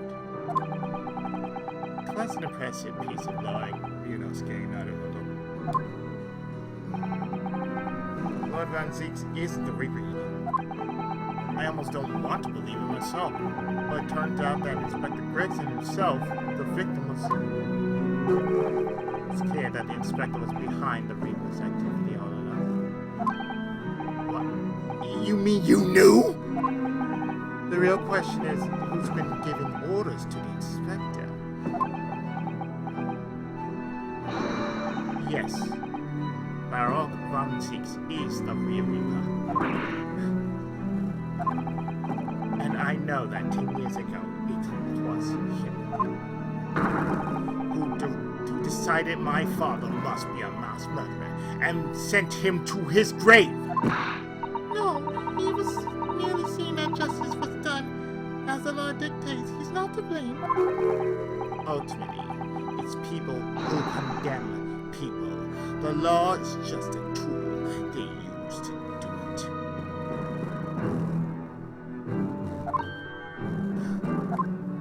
Well, he's got a point there.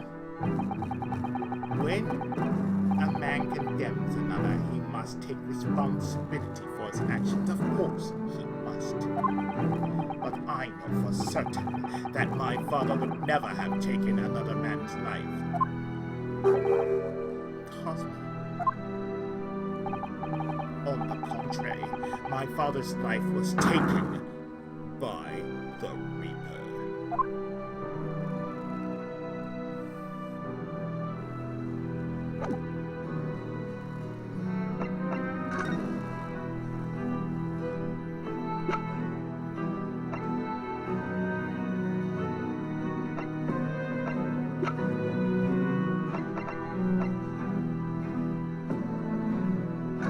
What do you gotta say about this? This came up in the trial, didn't it? Something a little dubious, I mean. The fact that no time of death was recorded on Inspector Gregson's autopsy report? Yes, there were some unexpected turns in the courtroom earlier. The suggestion you came up with certainly took everyone by surprise. The idea that the victim died the previous day at some other location is quite something. Well, considering when the pocket watch had stopped and scorch marks on the camera, certainly a distinct possibility. The evidence and the scene both point to it. To be honest, it bothered me too. So I paid a visit to the autopsy room earlier. Coroner responsible was there, but I got a name. Dr. Boyd. If it wouldn't trouble you, Cosmo, we'd very much like to speak with the coroner, too. Of course, the last thing I want for anyone to be brushed under the carpet.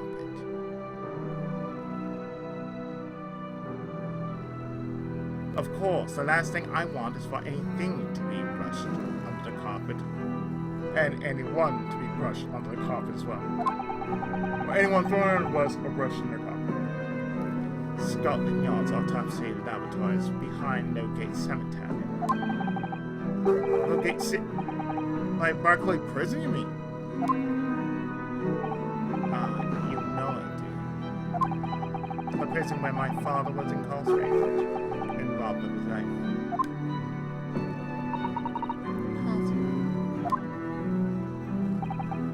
Well, thank you. We'll pay a visit to the laboratory later today. Which is right now.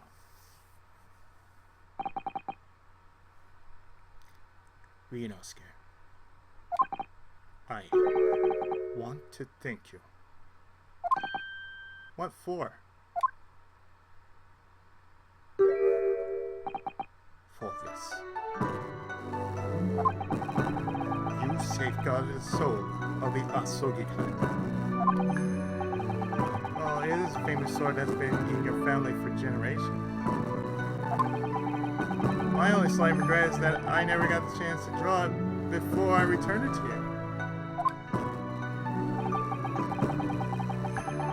Karma, said to have been forged by a master swordsman during the Sengoku War in States period. I come from a long lineage of warriors, many of whom were expert swordsmen.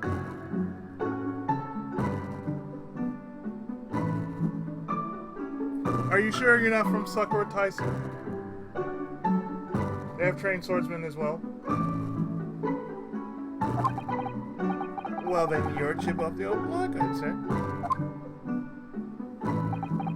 This blade, Karma, is the symbol of the Asogi's clan honor and might. Apparently, one of my father's apprentices even took the blade's name as a surname. Really? Karma. Does sound fun, Rule, that's for sure. 16 years ago, when my father was a visiting student here in London, he had this sword forever at his side. Which is why it means so much to me that I have it by my side here now.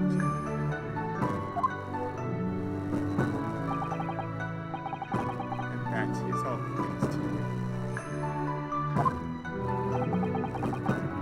It was an honor.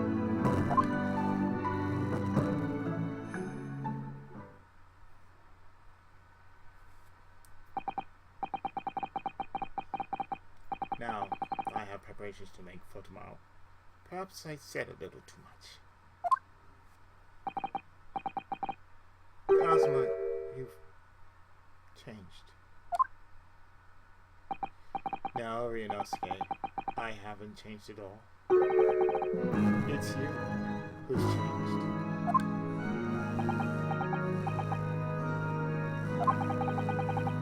I can completely understand your resentment of Lord Van Zeeps, given what happened. But the fact is, those events, in this case, are, well, unrelated. Is that what you want to say? How can you be so sure? What do you mean? Never mind. That man's the Reaper, and it's for that reason that the Inspector was cute. I'm going to prove as much importance to the world by whatever means necessary. I can't let you do that, Cosmo.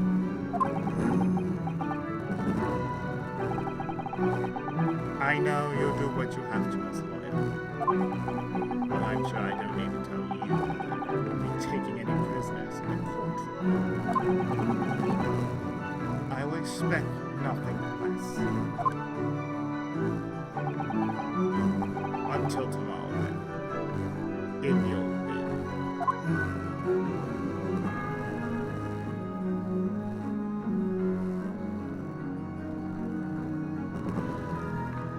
And so we move to the forensics lab.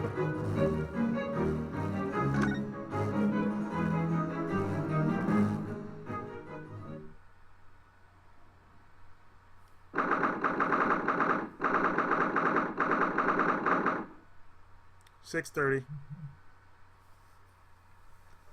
or probably 6:45.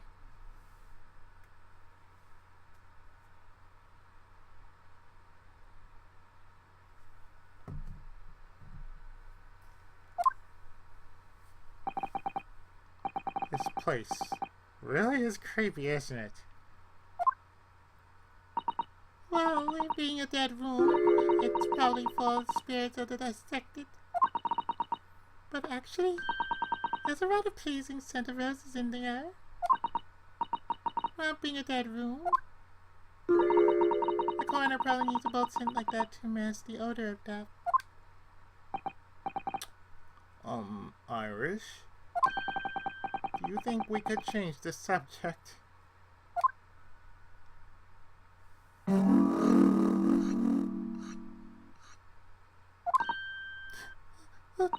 What was that?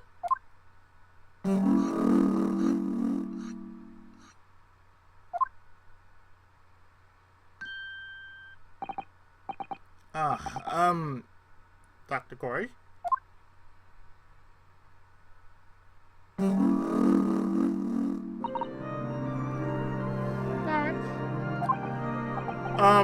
That noise before...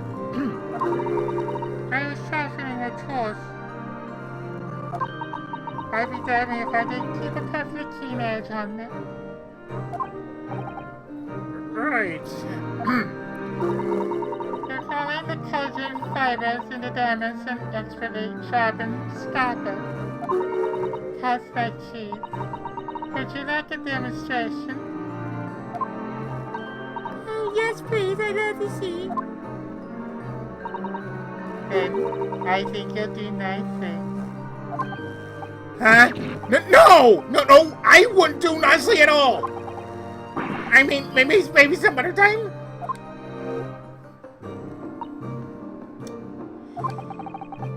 Is that...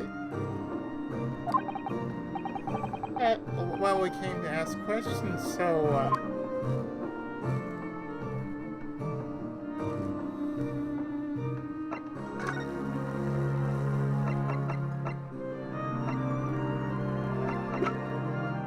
she's enjoying that too much. Hey, Dr. Bory, we actually came here to ask about this. He was very good. Good? Sorry? His skin didn't snag my blade once. Very little mess. His joints dislocated easily and his muscle tissue was a pleasure to work with. We can skip those details! But there's one thing about the report that's caught my attention. You don't seem to have recorded a time of death.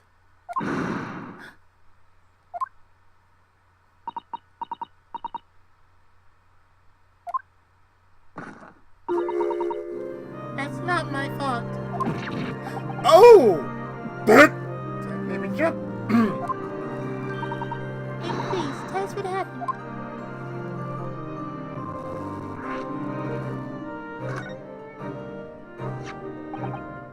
So, why doesn't this autopsy report include the victim's time of death then? It's really the most crucial detail. I was told not to. What? By whom? Mayor Strongheart, Lord Chief Justice, he came here. Lord Strongheart came into you. On you.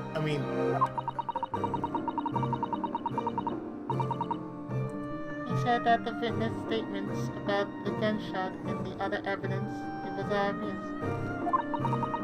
The man clearly died at 5 p.m. November 1st when the gunshot was heard. But it's not the time of death you wrote on the report. You didn't write anything. Was there some reason you didn't include it?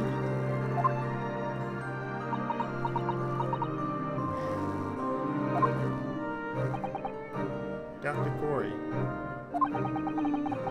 if you're hiding something under Lord Strongheart's instructions, then sooner or later you're going to go the same way as your mother. Give it here then.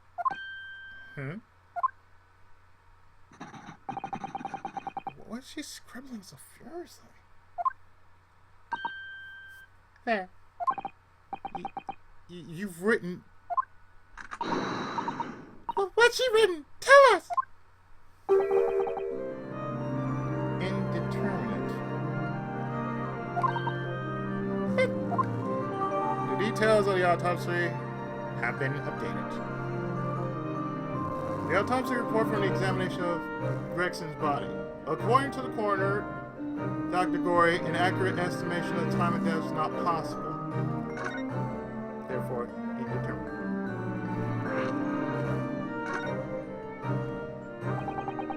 What do you mean by that? Why was the time of death indeterminate? When the specimen was brought in, it was still fresh. So the time of death could have easily coincided with when the gunshot was heard. There was one small discrepancy. What discrepancy? There was some fried fish in the pocket of the specimen's overcoat. And that fish had started to rot. What? He died a full man. If the victim liked fried fish, he presumably liked to eat it before it went on. Well, yeah. What are you really trying to say? It's possible that someone tried to manipulate the apparent time of death. Manipulate? Is that even possible to do so? Theoretically, if you were to kill the body in ice, you could delay the onset of the putrefaction. And if the overcoat wasn't on the body at the time, then only the fish would have started to rot. With today's science, it's not yet possible to determine if the body was shit or not. Today's science is advanced enough to let you freeze a corpse, it seems. But surely, to chill a corpse like that would require an enormous electrical refrigerator. And I don't imagine many households in London are equipped with such a device. No, definitely not, but maybe in a factory. There's some specialized places. much like on Fresno Street, though.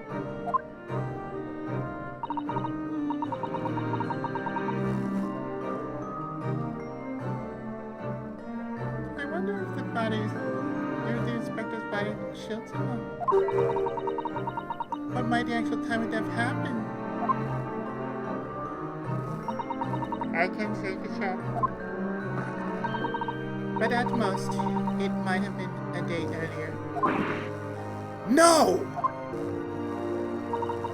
In other words, it would be corroborate your previous deduction, Naruhodo. That Inspector Gregson was killed the day before his body was discovered at a different location. Did you inform Lone Strongheart of this possibility? He simply said that there were no electrical refrigerators of that size in the vicinity.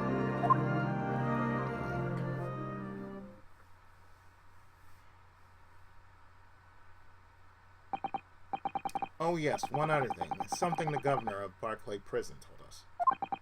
He said that your mother, Dr. Scythe, was responsible for confirming the death of the professor after his execution. The professor. Apparently you always enjoy listening to your mother's stories about her work, so we were wondering if you might know something about what happened 10 years ago. That's not all Mama did. Sorry? My mama carried out the autopsy of Clint Van Zix as well. What? Really? Brother of Lord Van Zix, the professor's final victim. The idea of carrying out an autopsy on a member of the aristocracy was completely unthinkable back then. But the detective in charge of the investigation insisted and was miraculously authorized. The detective being Inspector Gregson, of course. Quite an accomplishment for one man. An autopsy provided the vital clue needed to arrest the killer. And Mama was there for that historic event. What does all this mean? You know that amazing autopsy happened right here in this very room. The professor and Clint Bunting's. They both spent their final moments before the brutal. They both spent their final moments before the bureau on the dissection table. It is that Mama's life was instrumental in some of the country's most important events. She really is proud of her mother. I wonder if you tell us more about exactly what happened back then, Dr. Gory?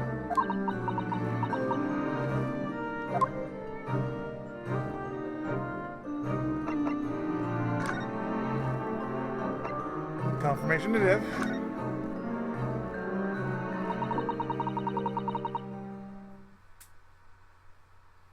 The professor's execution was... The professor execution was Mama's first big case. She had to be in attendance at Barclay Prison's execution chamber and signed the certificate to confirm the convict's death. Mama's the best coroner in the world, you know. I was so proud of her. But the execution didn't actually take place. No, and worse still, Mama actually helped with the jailbreak.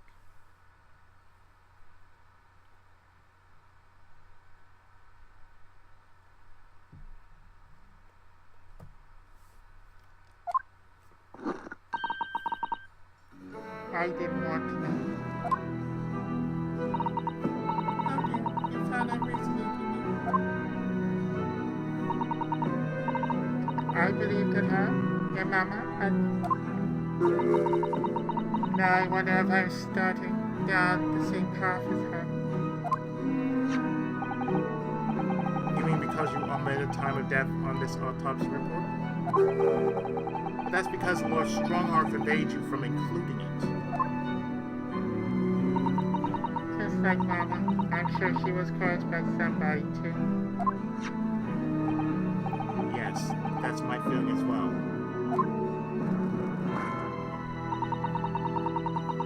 There's no doubt that there were powerful forces at play 10 years ago. The execution could have been staged without a lot of people at the prison knowing about it. Obviously, the prison governor must have been in on it as well. It looks like it. They're beating him with the nail handcuffs. Went to what he told us. He was tricked by the chief order. Said he knew nothing about it. Of course he said that. I say the same thing. Just who was behind that jailbreak all those years ago?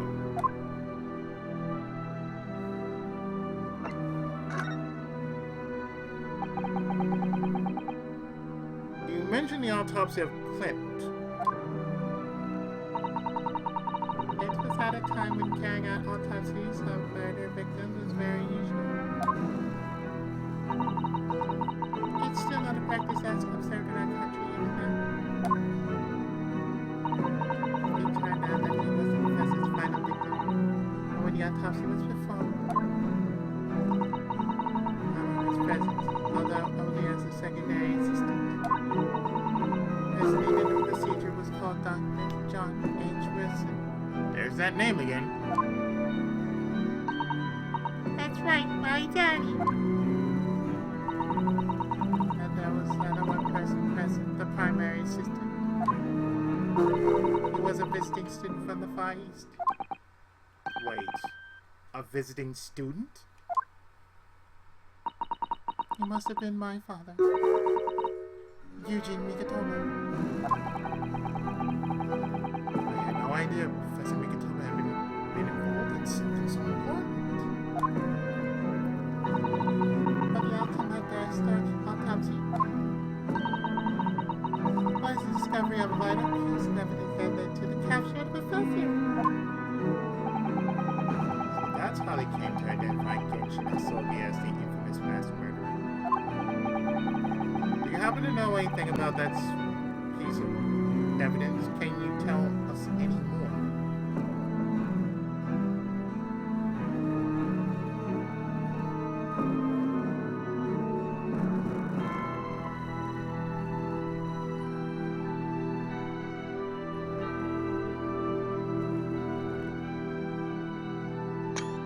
I would be terrified to see a girl just like smiling with a hatchet in her hand. Hi, how are you? Like that.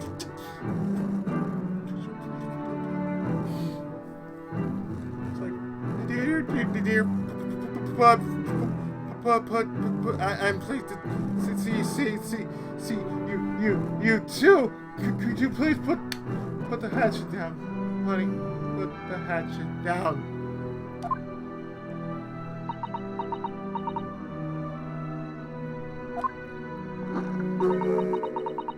Would you like to see the records for yourself? What? Would that be alright? What's the plan of keeping records if people can't look at them? They're filed in the V at the back of those cupboards. With the other records from the last decade. Thank you. Let's see.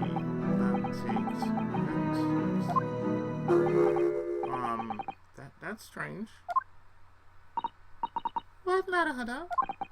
They aren't here. There's nothing under Van Zeek's. There must be. Perhaps somebody took them away? No.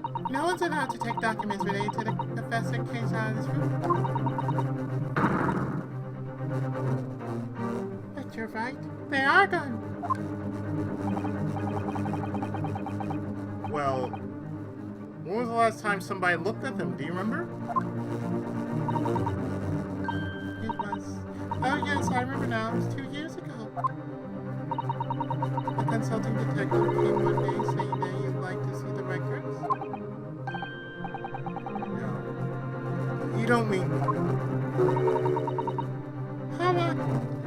What's his name?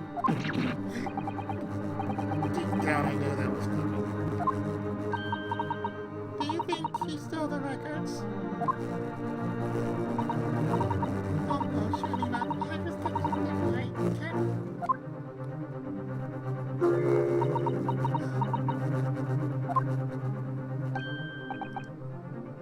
Iris? Iris! Iris!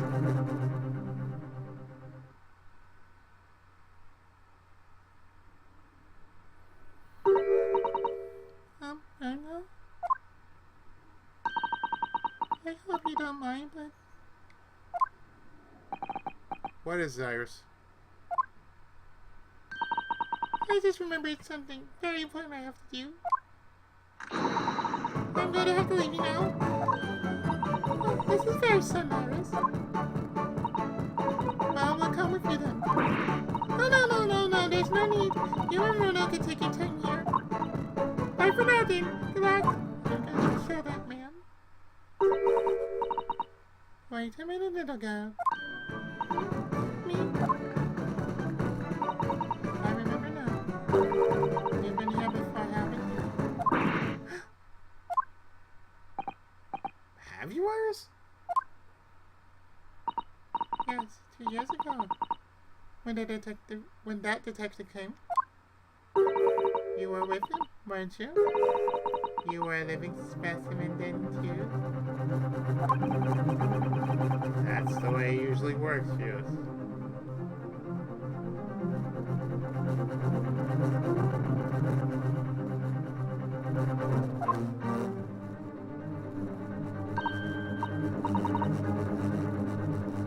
Was I? I really don't remember. Anyway, sorry. What am I saying? Wait, Iris? I'll bury you up upon when you get home. What's the matter with her? She's behaving really strangely all of a sudden.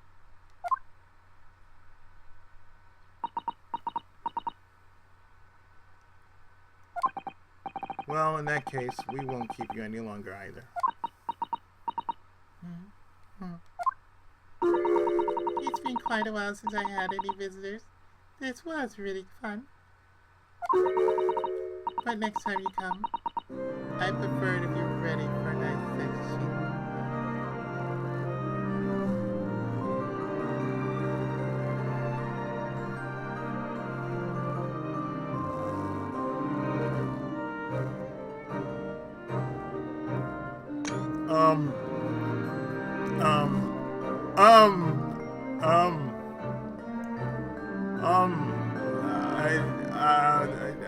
I just don't bye. I can't make any promises. Sorry. It's strange the records of Flynn Antiques autopsy have disappeared. I think we asked all we came to ask.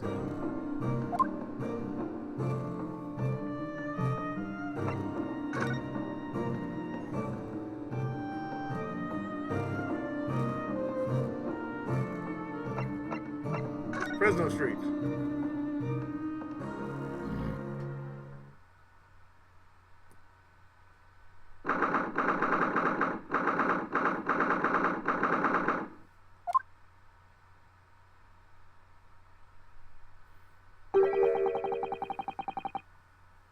The police are still busily investigating in here then. But Gina's nowhere to be seen. Where is she? Yes, it has been blissfully quiet, hasn't it? Perhaps she's out investigating on her own, practicing what her boss taught her. Well, I suspect she'll be back before too long. Shall we wait? Actually,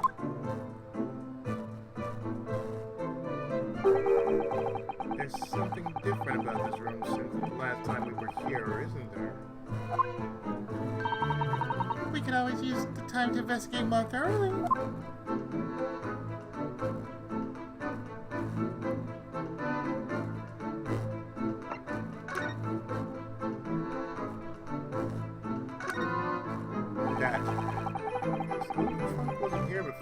wasn't. Oh, it appears to be made of metal. It must be very heavy. I wonder to whom it belongs.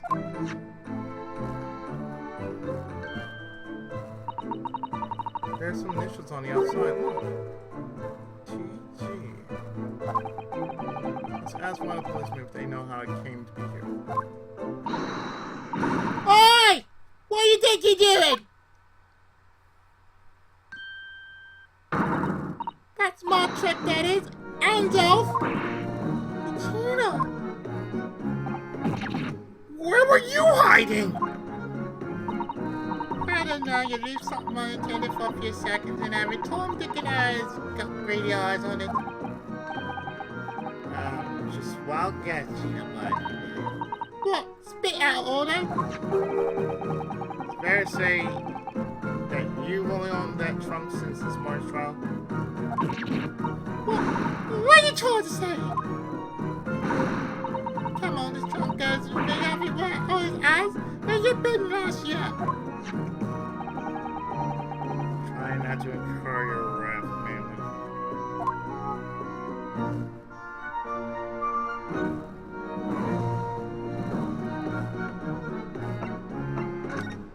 Ah, no. I didn't want it.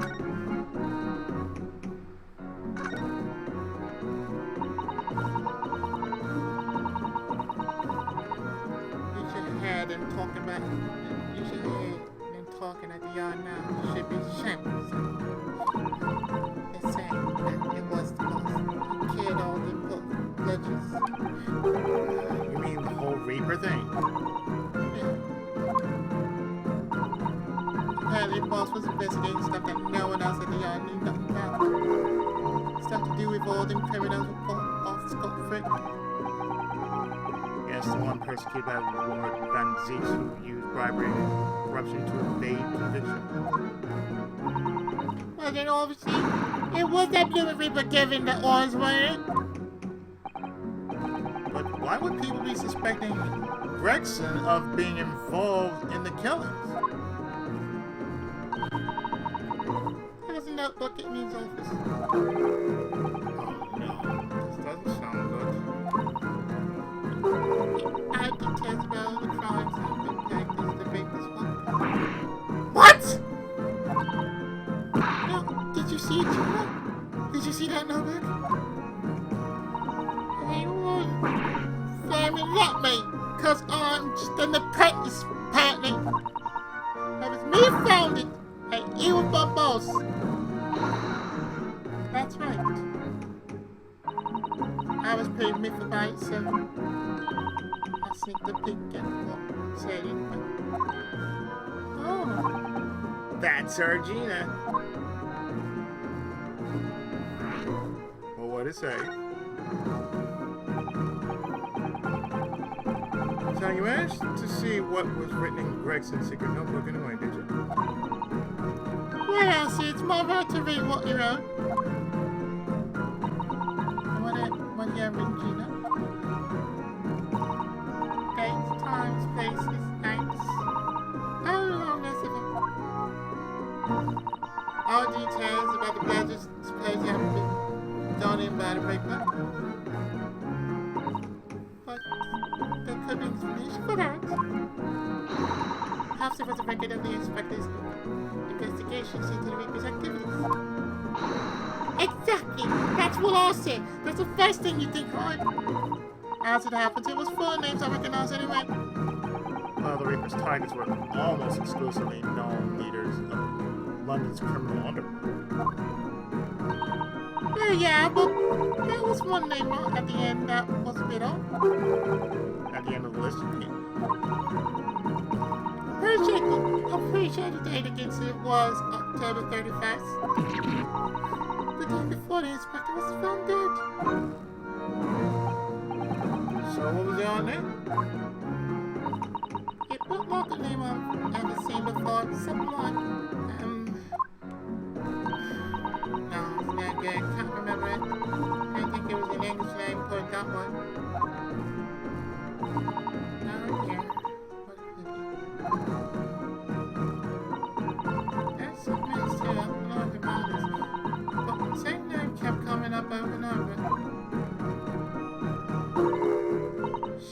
boys. Didn't suppose it means anything, but... Assassin.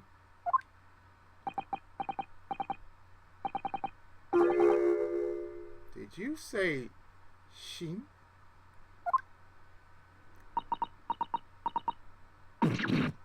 Huh? What? Doesn't mean something? What about 692? You mentioned her as well. The one who actually did the deeds. Now to find out her name appeared in Greg's secret notebook.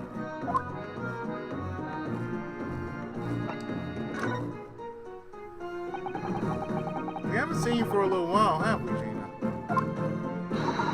Of course not, I've been busy, you know. Investigating your order. I was with you all trying to trace the boss's movements the day before it happened. The day before, that would be the undercover investigation into the Redhead League. Oh, the boss didn't go, did he? I found some code what was pretending to be everything your order.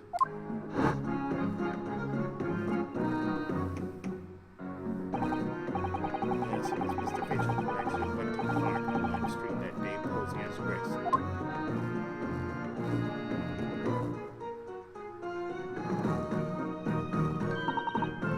Well, anyway, you ain't the only one turning stuff up. I got me own ways of getting results. Dogo! The main part of get it? There's nothing we can't track down. Oh, little Toby, such a faithful friend. So have you tracked anything down then? What do you think, eh? Of course we have. Can't take it up. Police business, eh? Anyway, the point is, if you not ever need my help, any help, you're not going to turn to, huh? Me and Al, yeah? Right, because he looks oh so hellishly cute. About your doggo. Did you know about your hellhound there? Doggo! Chief Inspector Toby, you mean? He's a part of force here. In Japanese, police dog means something quite different and not altogether nice to those involved in crime. We have a name for it. Jet Black. But here in Britain, it's a wonderful compliment, it seems, for a kid island. Should be. After all, in the Gray exhibition case the other day, it was Toby here who managed to locate Drebber's workshop. Maybe it's time for another demonstration of what this super dog can do, right? We have something the Chief Inspector could catch us in, I wonder. Yes, we do. This thing right here. Here, sniff. Well, Chief Inspector Toby, if you wouldn't mind having a sniff of this.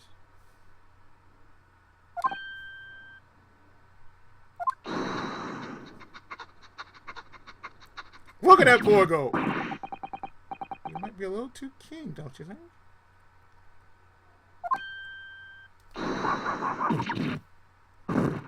Ah! Chief Inspector made short work of Gina there. Ah, look who it's going to. Oh my, that trunk lady still has a very strong scent. Of Inspector Gregson. In other words, you must have belonged to him.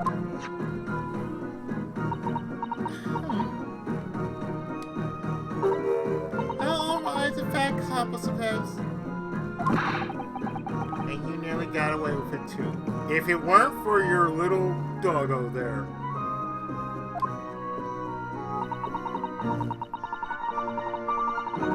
You always talk so friendly of Chief Inspector Toby's nose and winking at Chief. might identify something that was right next to us. Yeah, it was a bit of a bummer, wasn't it? That's enough now then, Gina. Hey? I think it's time you told us the truth about that trunk.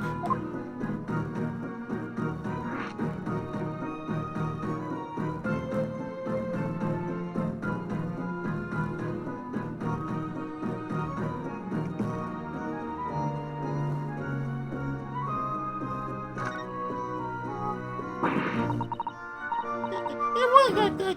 It just went. What are you talking about? I don't know what's going through that Adios, but that ain't what happened. Alright then, what did happen?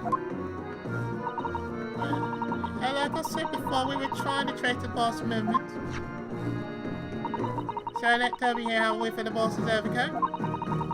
And as soon as I done that, it went off like a shot.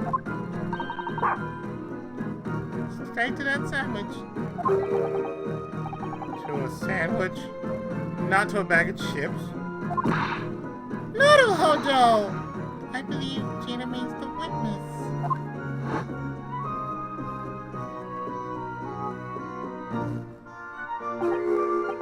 Oh, I forgot about that sandwich. Yeah, he had it in between them one board of his, that boss's trunk.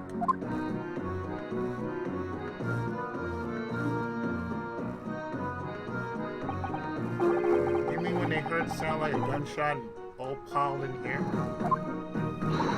Exactly! Loudly from state. Goodness.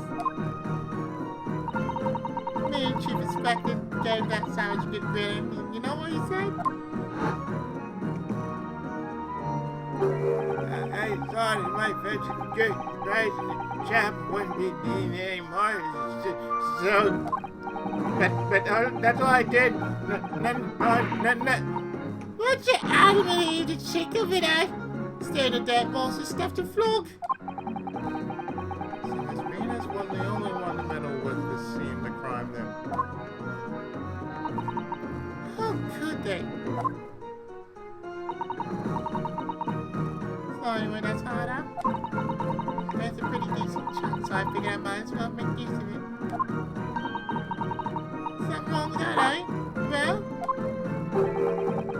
Maybe you and Mr. Sandwich should try to find the answer to that question together. With Inspector Duggan there.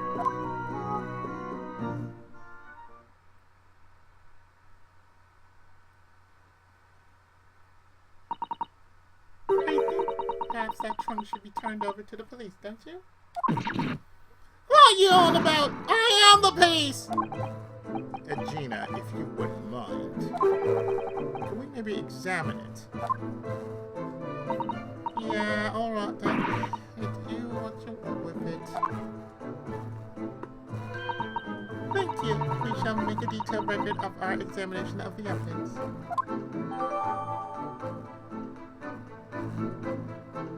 Gregson's metal traveling trunk that was removed from the scene was suspected of by Gina.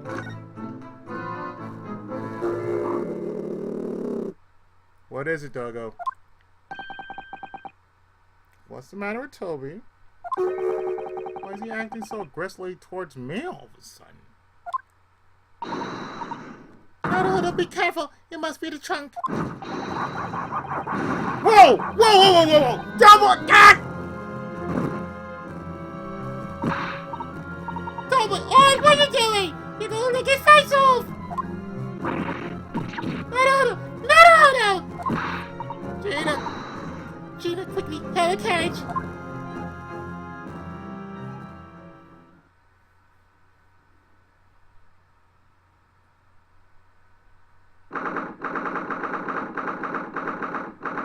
Really? After all that time?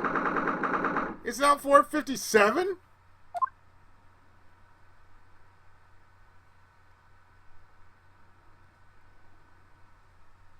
No.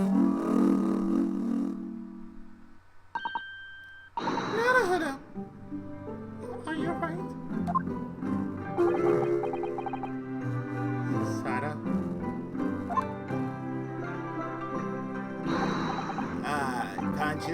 man at last.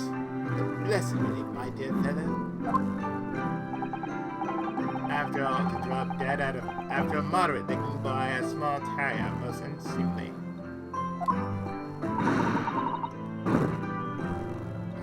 What is or isn't seemly is irrelevant here, Mr. Sums.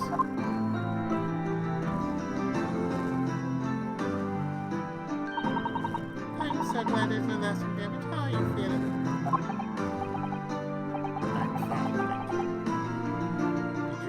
Did you bring me back here? What's this on my head? A bandage? Why is it so big? Sadly ran eyes, so that's a compressive sugar water. Sugar water? But don't worry, not a hiccup.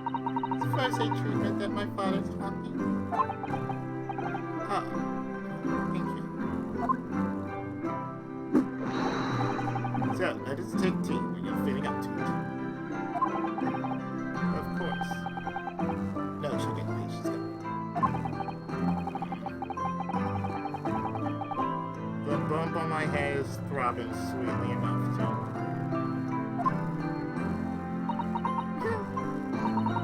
Whenever you feel ready, then.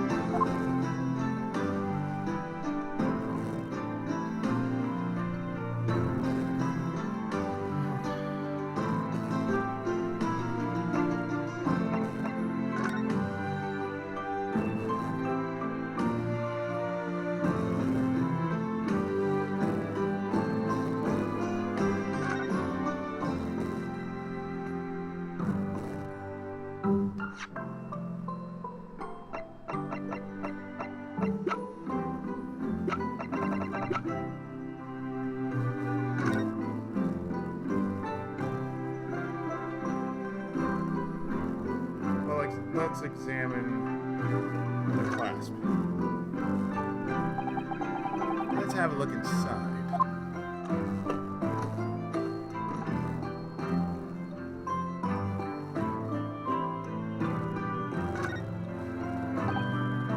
Look, there's something inside.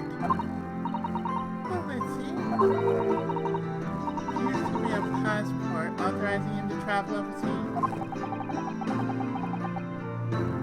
Was Inspector Gregson about to go on a trip abroad then?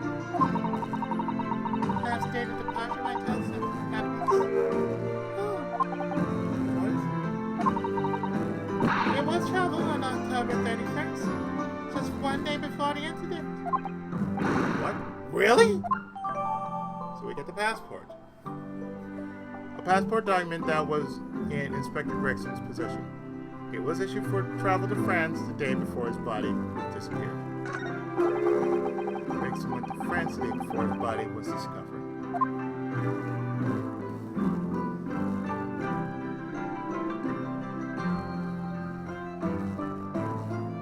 And there's the gash.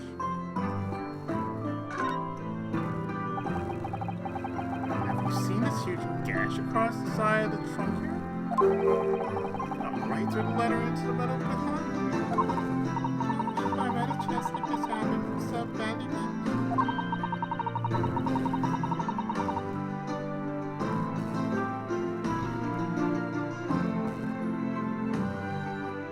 Whatever made the gash must have struck the side of the trunk with considerable force. I wonder how it happened. And on the other side, the blood. Look at this dark stain here. Do you think? Yes, I'm afraid so. I think it's blood.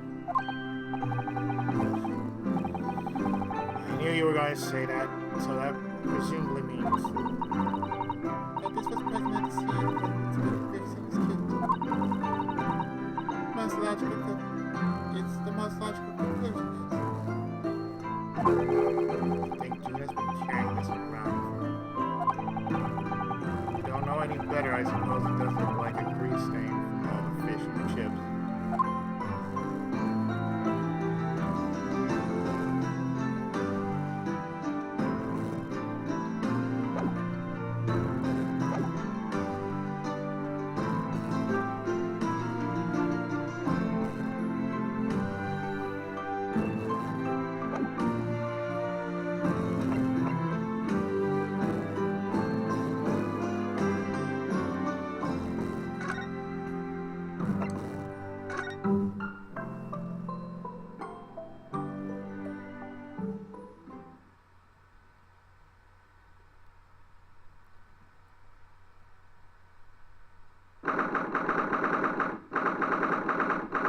Some sweet. Mit dem Schwarzbiergebot brodelt wie ein Feuerberg, den Schlund es mir verbrannt, ach Hopfen deine Wut. Herr mit dem Knacker ich befahl, hat wie ein Diamant den Zahn in zwei es brach, o über deine Hut. Er den Scheit holdlich gelobt und auf den ersten Streich alle Seiten des Zerridis weh oder an die Wut. Er mit dem What on earth is going on in here? Am I having a bad dream? Oh, no, it's an old German folk song. And a fine rendition, I think. That's the least of my concerns. Iris? What'd you do to that man? Iris, what's the matter? What's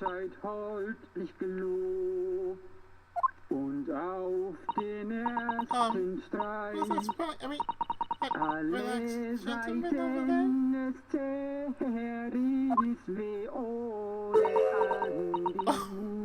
Iris! What the hell, girl? Iris, is she even listening? Excuse me, sir. I do apologize for troubling you while you're singing so merrily, but would you be so kind enough to explain the situation?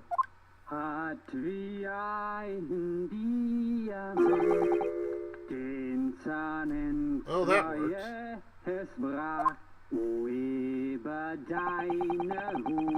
Training gentleman, I'm your German guy. Rather tantalizing juxtaposition. And one that appears to have inclined the gods of deduction within me to find their voices too. Mr. Soames, do you mean it?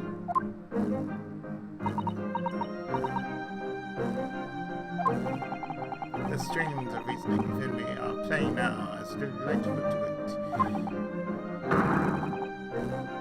One melody sings a reunion full of nostalgia, whilst the other is a morose theme about the great secret you're trying so desperately to conceal, Iris. She's turned as white as a shirt. As usual, your instincts seem to the very heart of the matter. And by the time my own brief performance is over, I feel sure this gentleman's song will reach his finale. So then, to Musicland, where all sweetness and delicacy and harmony. Pray, do enjoy Harlock Sholmes' latest Logic and Reasoning Spectacular!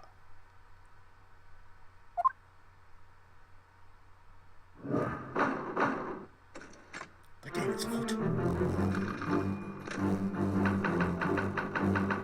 The man's identity.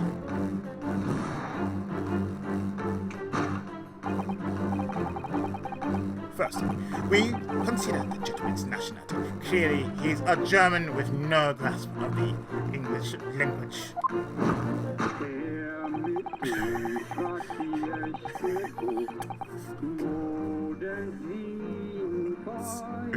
I'm sorry.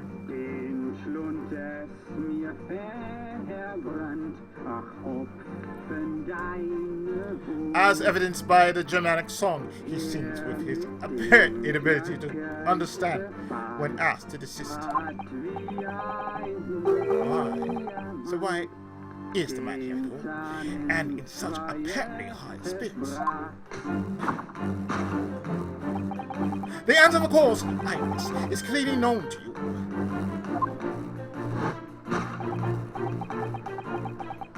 Indeed, we need only follow the gaze of those bright, young eyes to unravel that particular part of this mystery. The reason for the man's mildly irritating wobbling is revealed by the herbal tea. You obviously offered our German guest a cup of your latest ingredient. The tea's delectable flavor has made the man's spirit soar.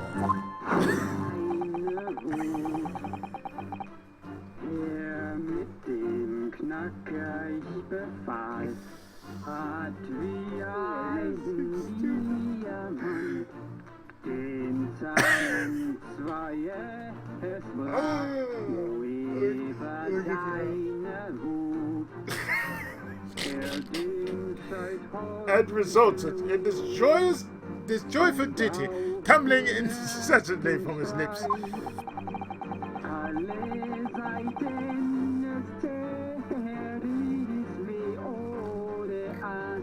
I eagerly await the sampling of the flavor myself that I may join the fellow in his state of elation.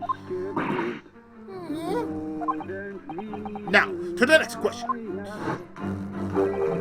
Who exactly is this gentleman availing himself so thoroughly on the city?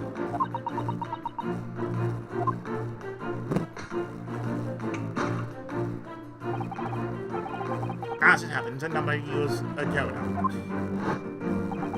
a certain gentleman of German origin engaged my services in solving a particularly delicate case. He required a retrieval of letters once sent to an acquaintance that might prove problematic.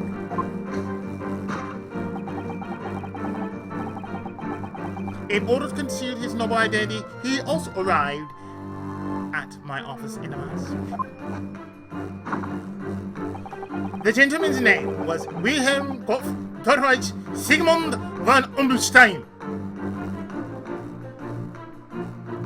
Wrong, sir. Wrong, sir. I'll tell you what his name is.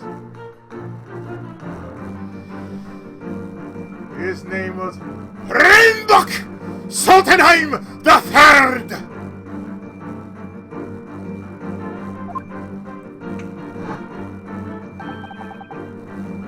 The King of Germany.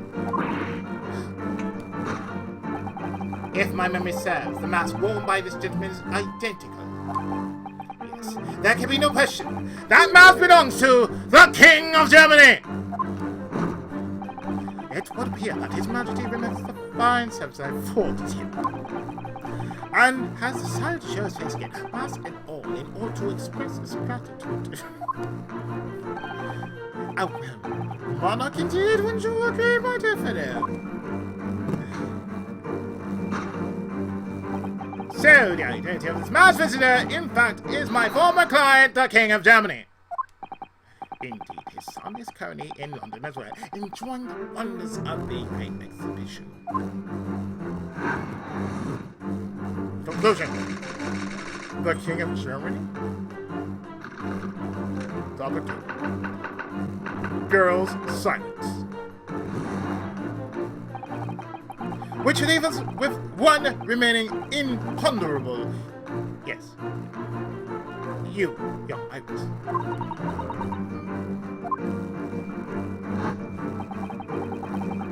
But your apparently inexplicable silence is unable to hide the truth.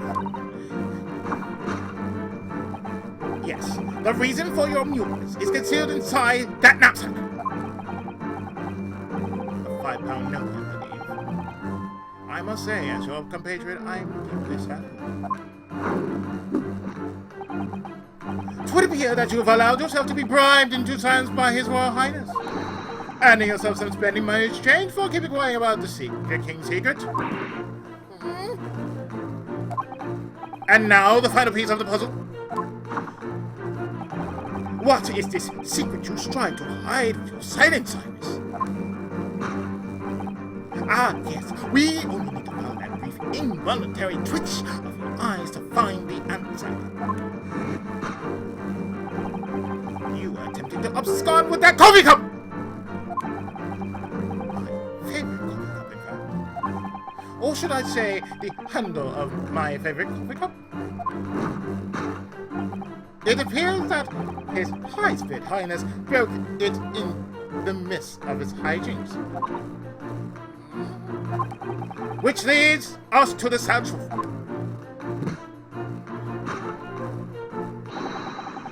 My favorite coffee cup has been broken by the King of Germany and Iris. You tried to conceal it from me.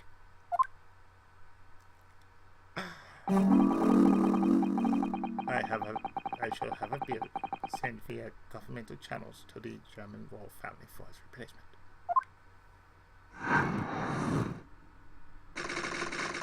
To hide the coffee cup? What?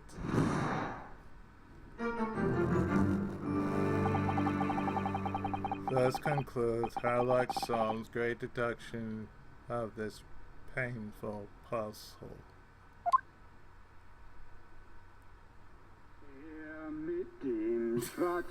God damn it!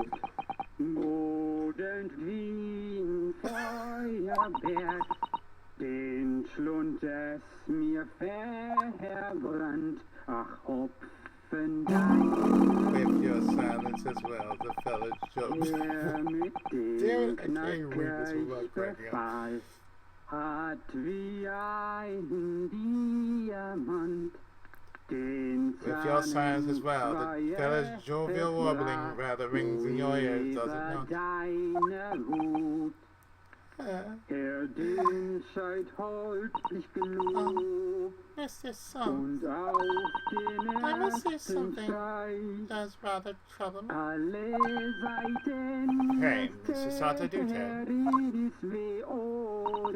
His Royal Highness Herr mit dem doesn't appear to have moved a muscle since we arrived. Ah.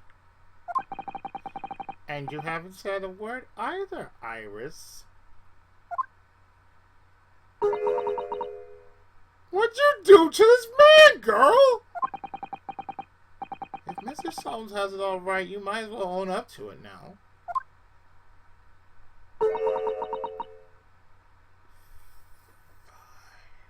Fine. Your reasoning isn't entirely without substance, I must admit. And one other thing, Mr. Solms. Yes, another grievance. Not a hold on. Sure. Well, I actually read the story of that case recently, the one you were just describing. And according to that, at least it wasn't the King of Germany, it was the King of Bohemia.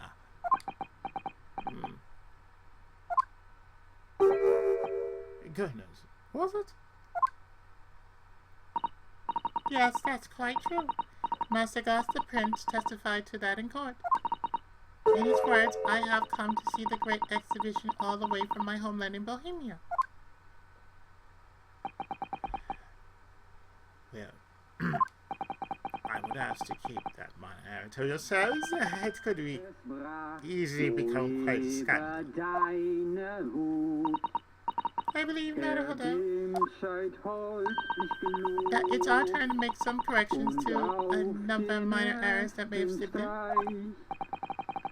Yes, even Mr. Solms is willing to admit he might be slightly wide of the mark this time. Well, it's clear that Iris is definitely hiding something. We need to find the truth about this mysterious scene. But one truth's incontrovertible. My favorite coffee cups, you know? Oh, thank you. So, shall we embark again? On a joint presentation of Sherlock Holmes Logic and Reasoning Spectacular!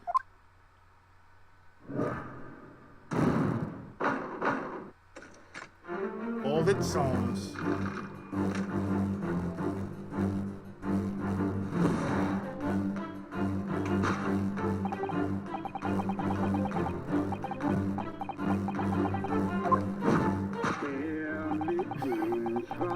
damn it.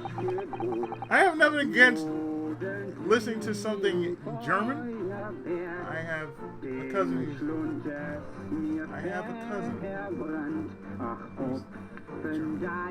Seriously. And Carmen. Her mother. So I got none against that.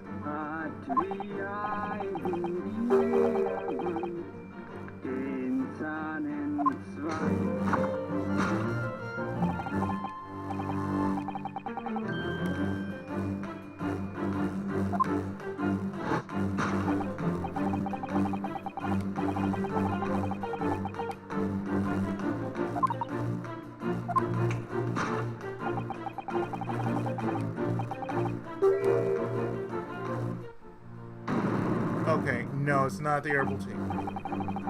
So what? It's some mix of herbs that gives you the urge to sing? Goodness, I should like to try some. And I like to hear your singing, but this man... Just how long does he intend to keep up with that tune, do you suppose? As I said, he's been stock still the entire time. You look closely. His lips aren't even moving either.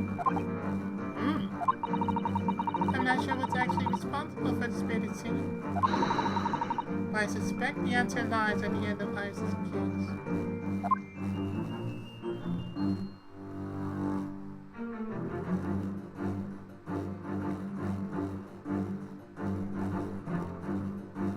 The gramophone.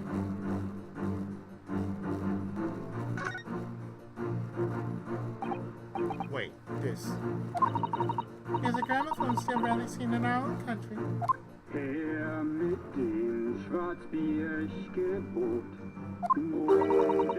sound certainly appears to be coming from the home. A machine singing? That can't be right! Science and technology are changing the world rapidly. Not over there. That's right, it's changing too. It's too much for my brain. Well, at least we found our answer.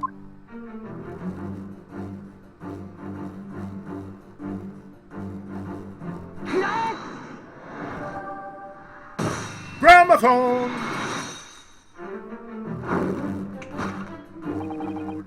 The reason for the man's mildly irritating warbling is revealed by the gramophone. Indeed, for no well-bred gentleman would break into an obscure folk song when making a social call. In other words, this gentleman isn't singing at all. In fact, it would appear that this fellow is unconscious.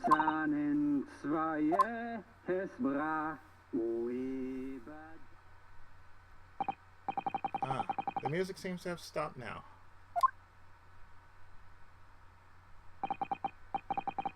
I ask you, Naruhodo. Yes?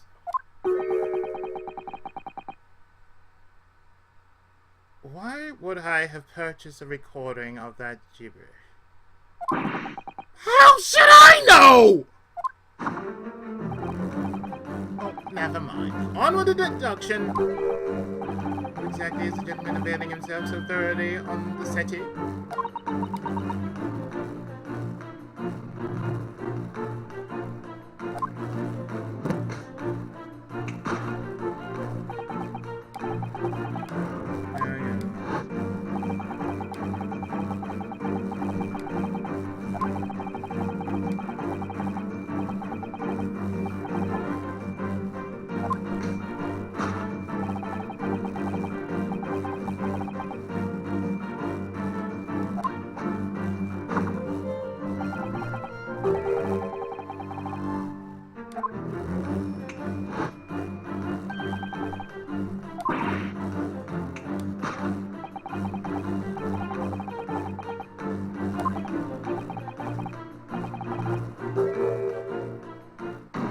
Nope. It's not the King of Germany. Although we've already established that it was actually the King of Bohemia. Seems Mr. Sons intends to persist with his Germany theory for some reason. Come to think of it, the young prince was wearing a mask as well, wasn't he? Massacre, the boy whom you had in tears? Don't mind me. Or anyone else. He's also ever see a man in Europe wear a mask? I'm sure they do. Well, probably, maybe.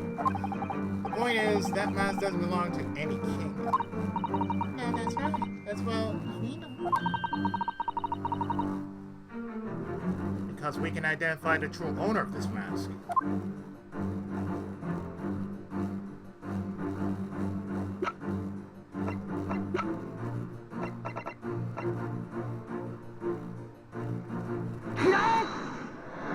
Kazuma Asogi.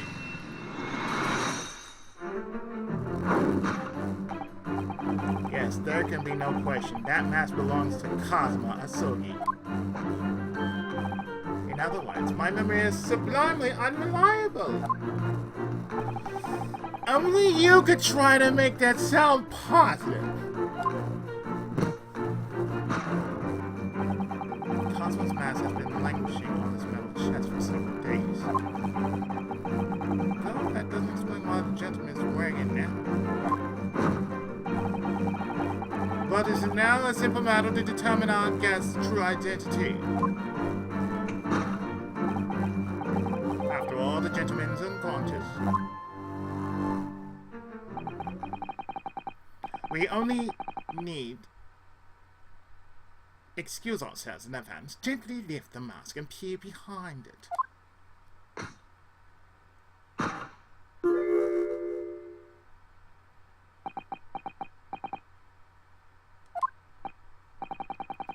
I don't believe it. Father!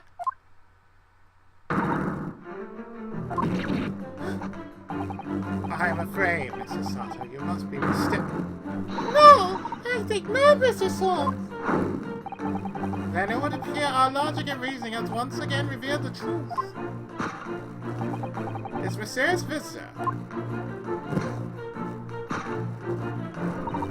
Is my unconscious father, Yuji Mikotoba. logic and reasoning, or just looking and seeing.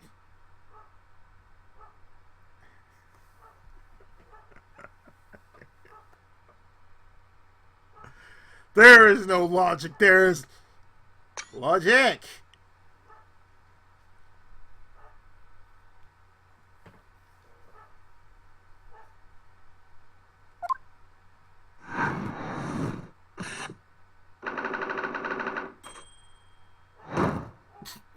That look is just so irritating. He's like, the fuck shit.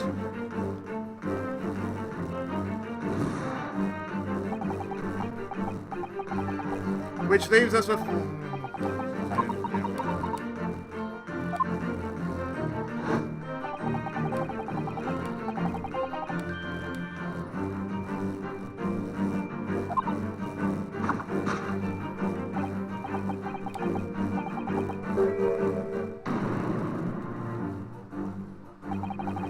So that's a 5-pound note poking out from Ice knapsack, is it? Oh dear, I can't be sure. This money that we got is in coin form. I know. I'm not even sure if we've seen any banknotes here in Britain at all, have we? But anyway, Father would never have paid money for Irish silence. He certainly seemed like the solid type himself, though, judging by his present state. Must be some other reason for Irish silence, I suppose. That's what Iris is trying so hard not to give away with her eyes. Something entirely different.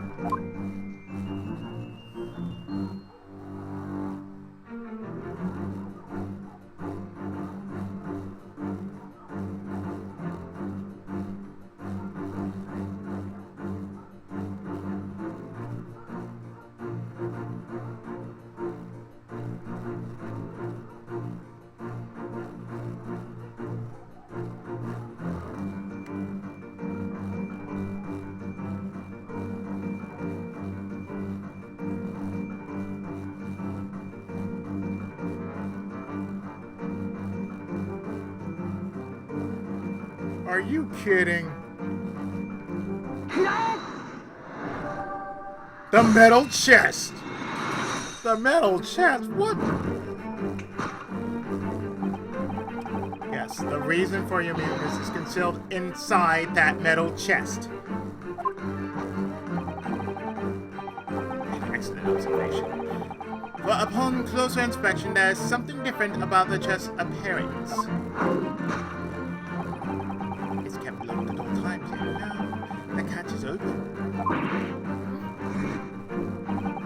Evidently, this has something to do with your refusal to speak, Iris. But simple enough matter to incite you to speak, I'm sure. I really need to open this chest.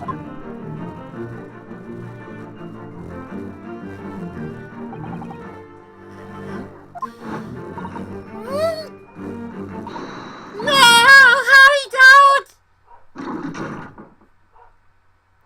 Okay. Oh! Shit. Salt! This is just Harry! Oh dear.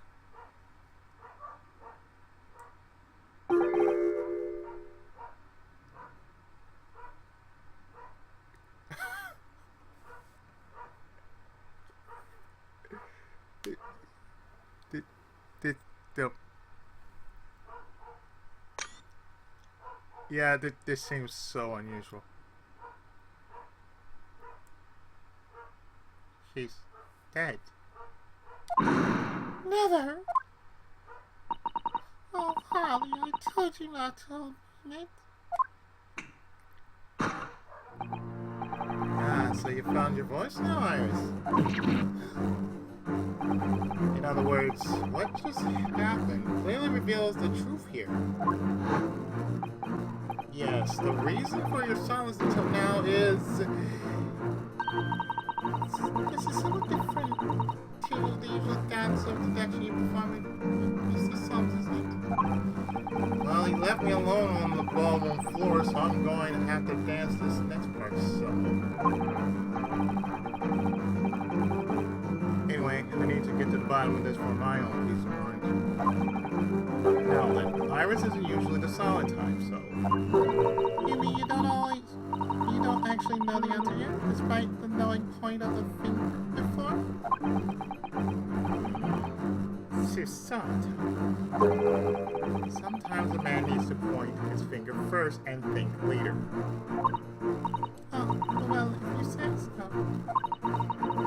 I think we better examine Iris more closely and try to rescue the situation then.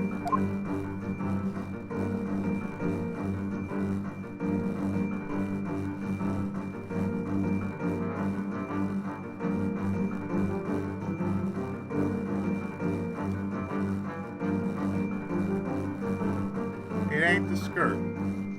It's the key she's holding. What she's holding in her hand. Yes, the real reason for your silence until now is that key behind your back. When Mr. Solms was thrown into the air before,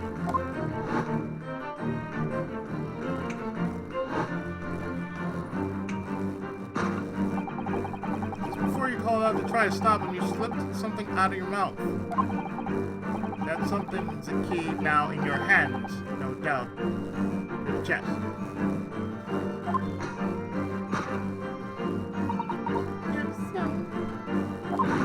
You're so clever for me. So now it becomes clear. Thanks to Mr. Solms' graphic demonstration, we can well imagine what happened here. But Professor Mikitoba also opened that metal chest only to be punched into the air.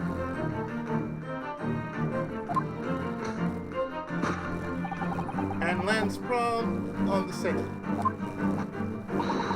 But wait, that doesn't explain all the facts.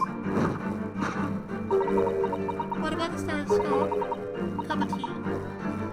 What about... Why would he be wearing Cosmo's mask? Well, for those curious details, I can think of only one explanation. Really an unbelievable miracle took place in this room. Isn't that right, Alex?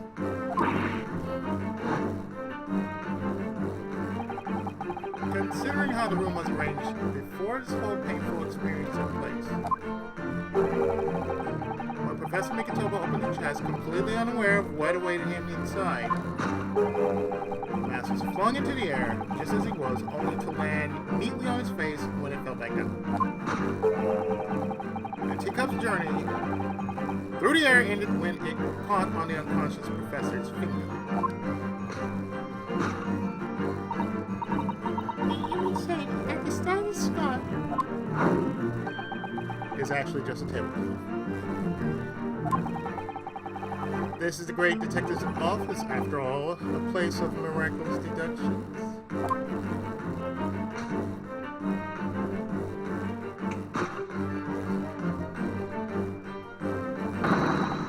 Would you expect anything less?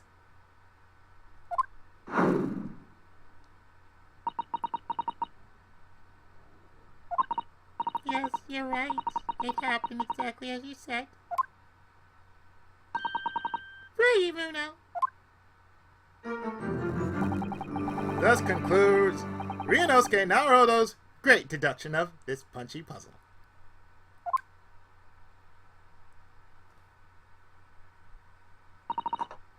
So then, why don't I make a fresh pot of tea for us all?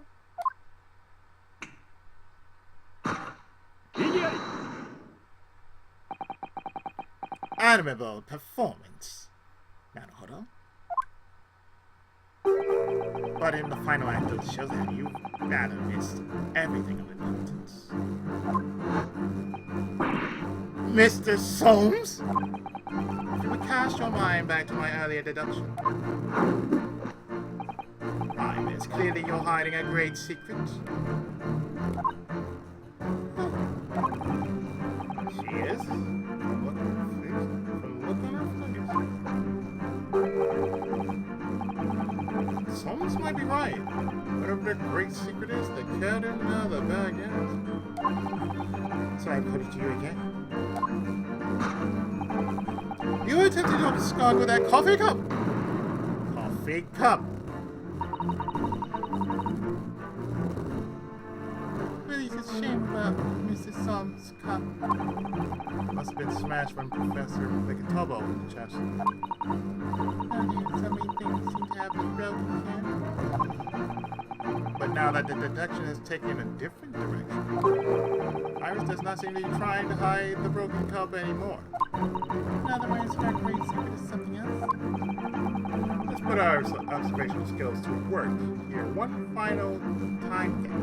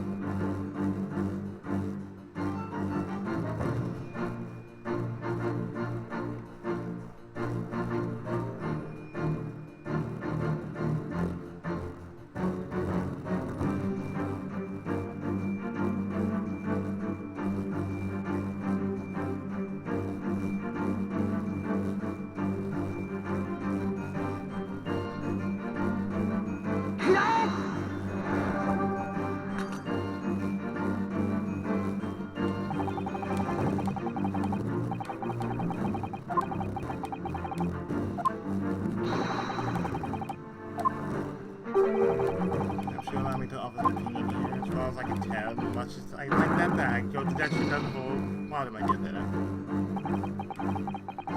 Just to make a bag full of water. Indeed, that would be madness.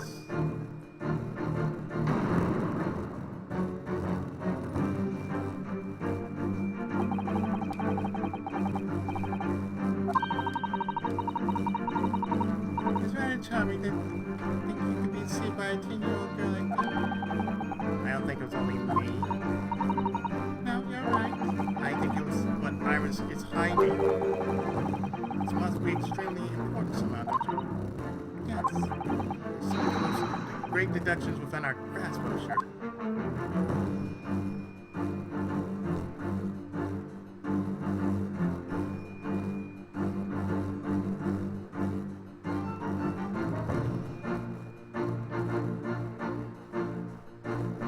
If it ain't that, let's see,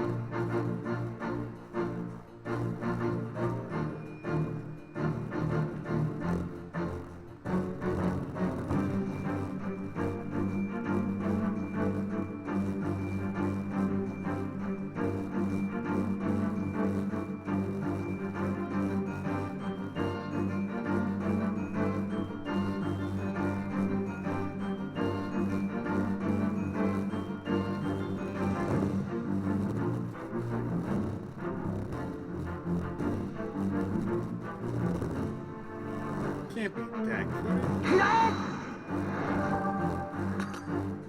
Not the coffee cup.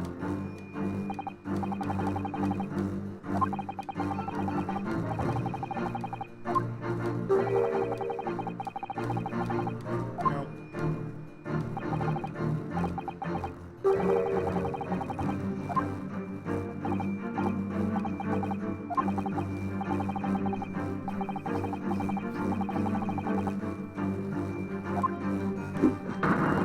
Okay, this one is...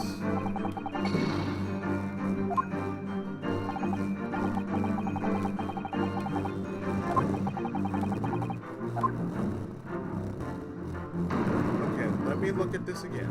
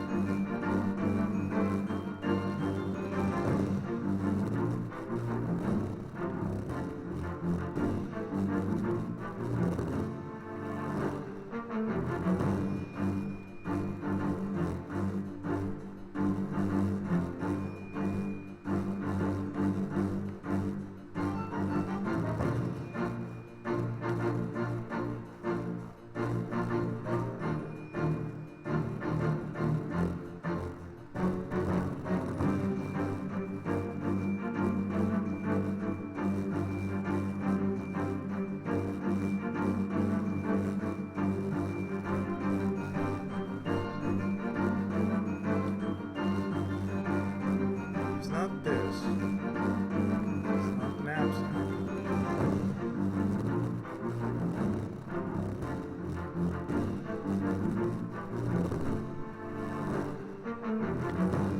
There it is. The case file. You attempted to abscond with that case file! You were attempting to abscond with that case file! Iris, as you know very well, nothing escapes the attention of a great detective.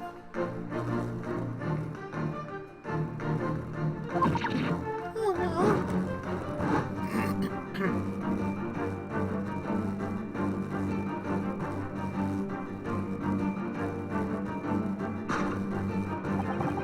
We visited Scotland Yard's autopsy laboratory earlier today,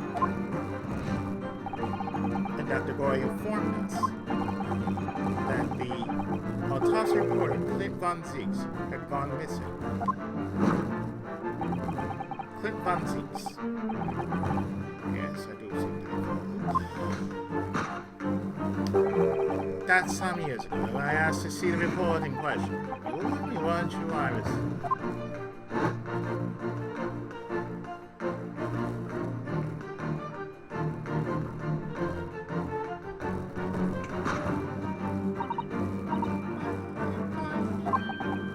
You mean it was you, Iris? So those papers you have there are... I'm sorry.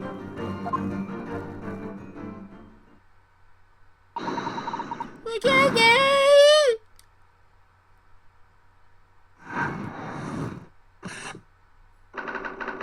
to hide the case file.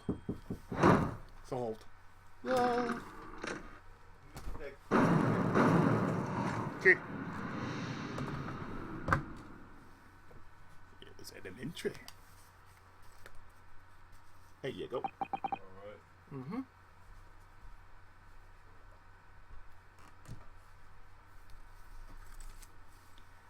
Entroph. I would like to have thought I could have predicted the booby chop chest. But it caught me completely off guard. I was nearly the late consulting detective Harlock Soames. I'm sorry, Hottie. So you mean this autopsy report really is?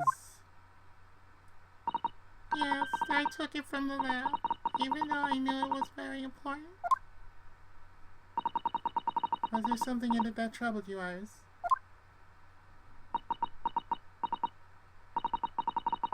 Not exactly something that troubled me. Something I've been looking for. When I saw this report, when I saw the writing in it, I knew it was Daddy's. The writing? Your father's writing. What do you really mean?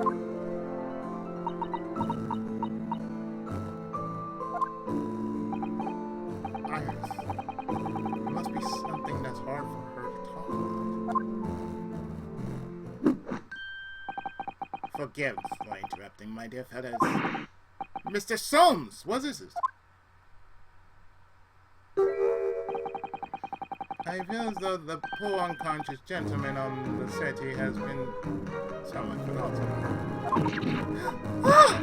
Father! Yes. Perhaps we should find, I guess, somewhere more peaceful to rest. Naruhodo. Yes. Would you be so kind as to lend him your hand? We must do our very best to make him comfortable, actually. Oh, yes, of course. I'll help you carry him up. So would I. No, I can manage it alone, thank you. You have to your toys. You wouldn't want Iris Burgess, too.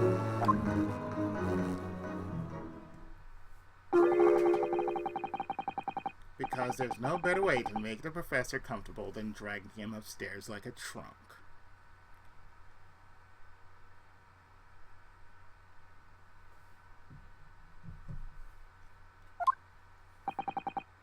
I wonder, perhaps that was deliberate. Maybe Soames is making himself scarce to give Iris the chance to talk more freely.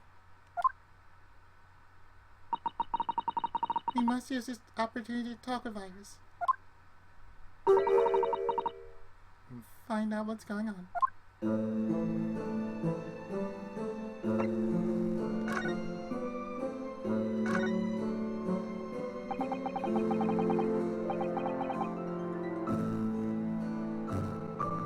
All this, I'm not missing a beat. Would you like to tell us about it, Iris? About your father?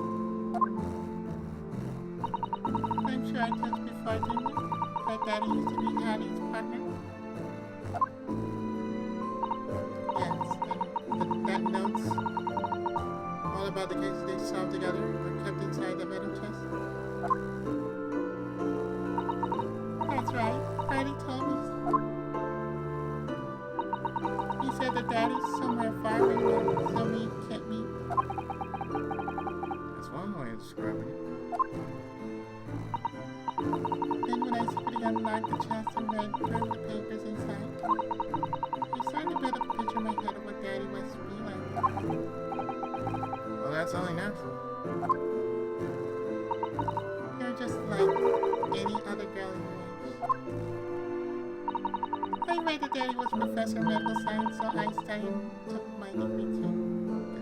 Huh? Well, that's only natural, I suppose. In that respect, you're not quite like any other girl of your age, though. But there was one thing I could never find out. Daddy's name. Ah, You see, it wasn't anywhere on the notes that he made about his work with Hattie.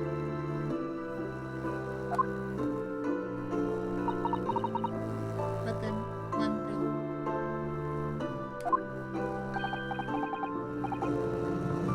that's what happened, is it?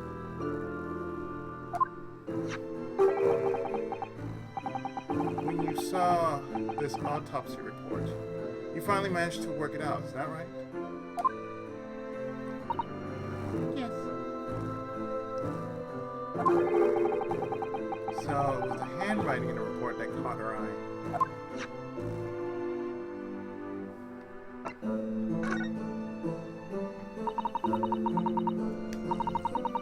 when I saw the writing on that report, I could hardly believe it.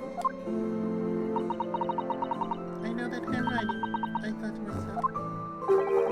Because it was the same as the writing you've seen on your father's case notes.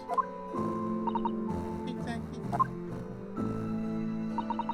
I was desperate to compare the two properly. I need to see them side by side. I asked back in the laboratory, but I was told I couldn't take the report away. But of course, I was told that it was the first and last time we'll be allowed to even look at it there. So you decided to steal it. When I compared the autopsy report with the case notes I had here, there was no doubt. The handwriting was exactly the same as what's Daddy's. And the signature of the coroner at the bottom of the autopsy report read Dr. John H. Wilson. That's how I finally found out.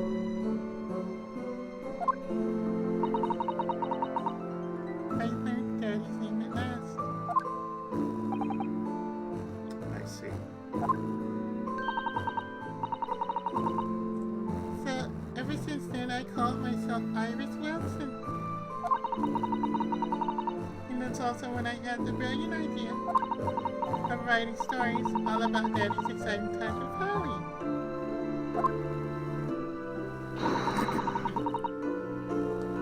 I'd say there that I'd write The Adventures of Sherlock Holmes.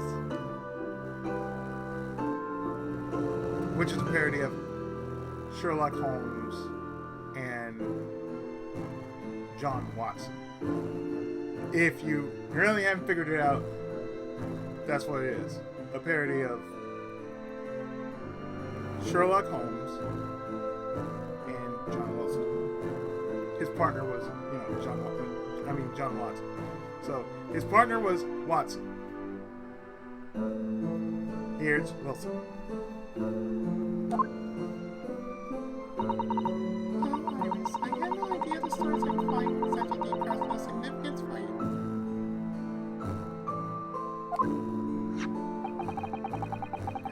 why the autopsy report was so important to her. It reminds me of when I was younger, and this is around the time when my dad passed, and I was just going through some stuff. I had drawn, you know, a few pictures, because, you know, I in my history with the series. I drew my mother up, like, in the form of the fake Althea, right?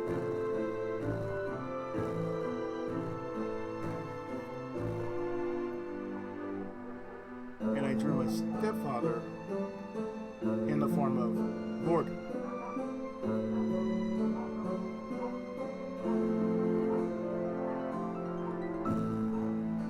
Now, when I did my first book, A Legacy of the Seven Stars, I had my whole family under certain pseudonyms. Like, my dad was Magmar.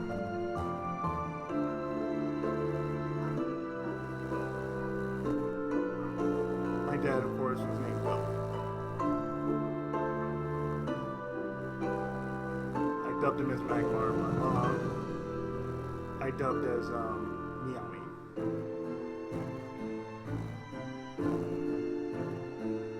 And my persona's name is Lance.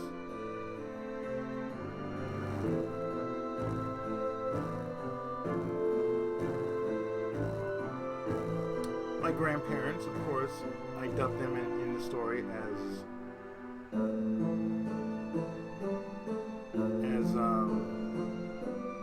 Kunio-kun and Rose.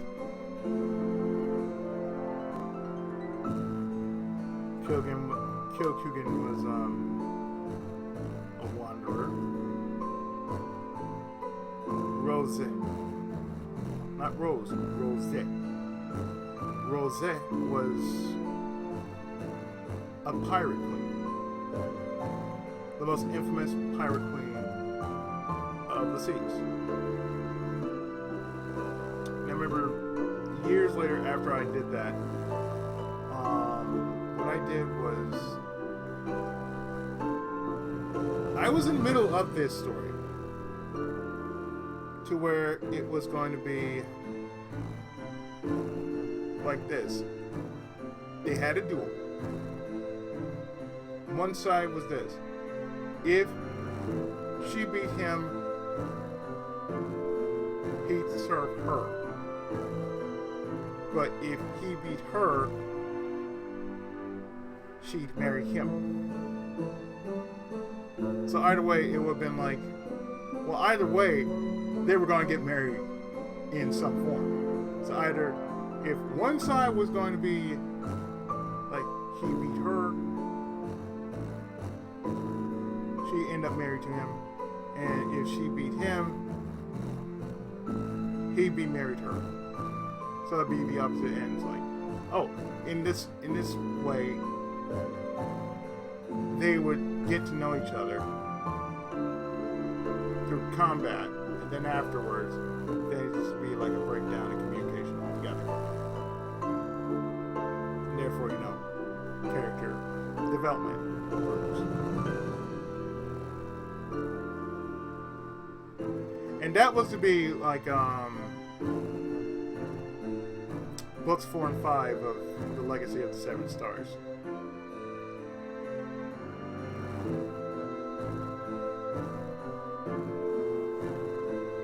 Moving on.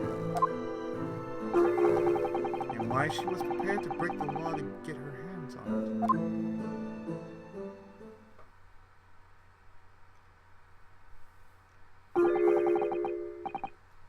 I must apologize, Iris.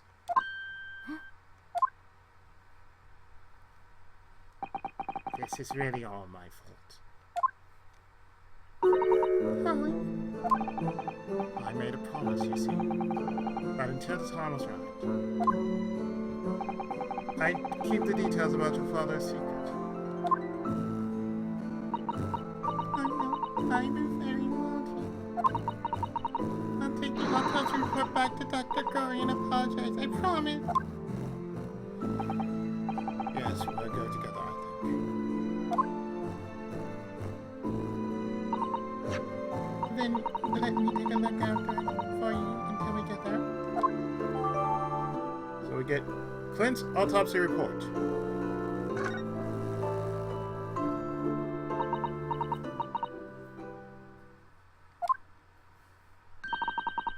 It was going well in my ears, I think.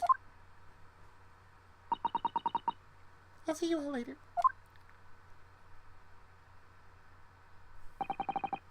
Poor Iris. She must be feeling awful. I know Mr. Solms is here for her, but still.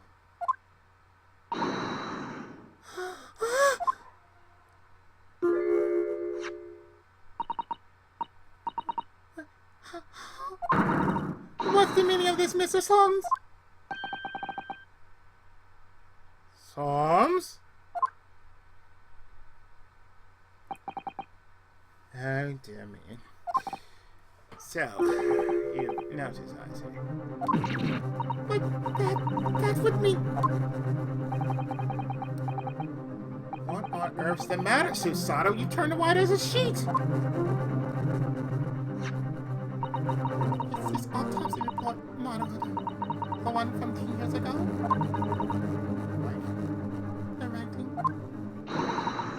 isn't Dr. Wilson's at all? Huh? What do you mean? Because I know this writing very well. This writing. It's my father's. What?! Professor Mikotoba?!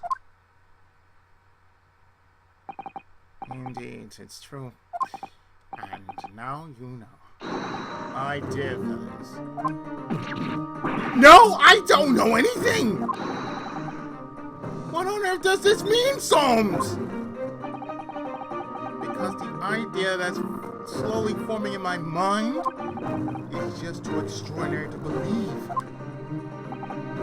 Please, you have to explain.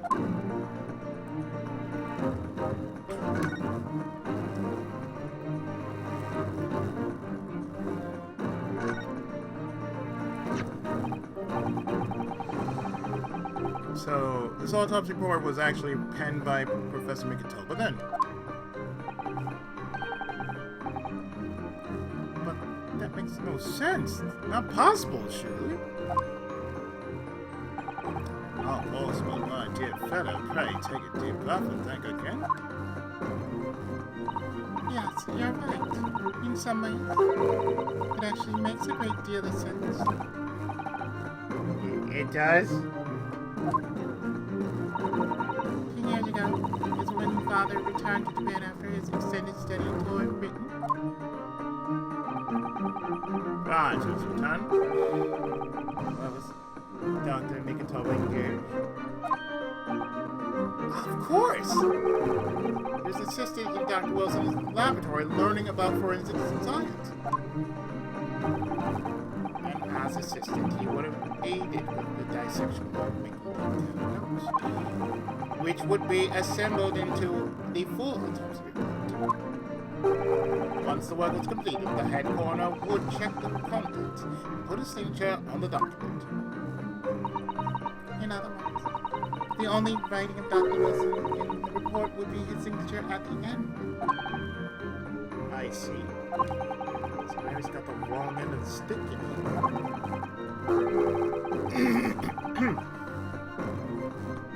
She saw that and assumed the whole report had been written by Dr. John H. Wilson. Which is very understandable, of course. What a complicated situation. Details updated.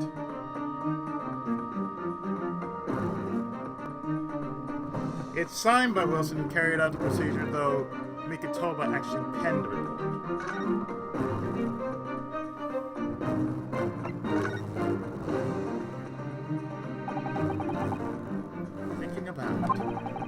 Most of what we know about your sons comes from the published stories of your exploits. Yes, the adventures of Halleck's sons, written by Linus.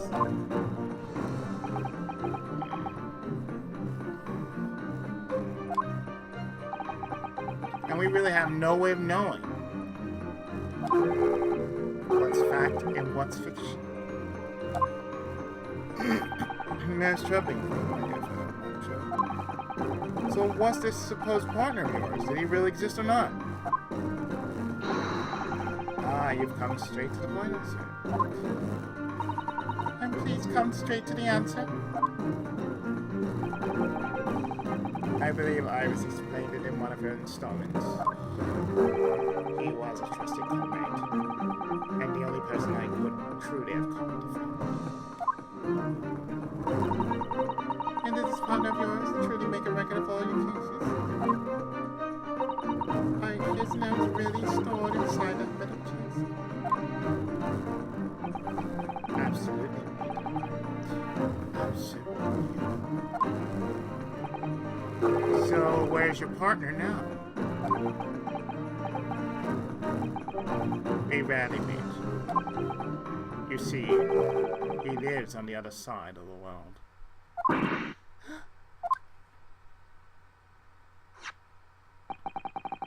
But if this autopsy report and the records of all your old cases were penned by the same hand, and if the autopsy was written and not signed by your famous partner, there would be only one logical conclusion. Pray, impress me. Your partner will have to be Eugene Mikatoba. In other words, Susato's father. Upon my word. Not a hold on. Yes. You are coming along wonderfully. You have hit upon the method at last. You finally grasped the art of deduction. You mean to say... Allow me to introduce you.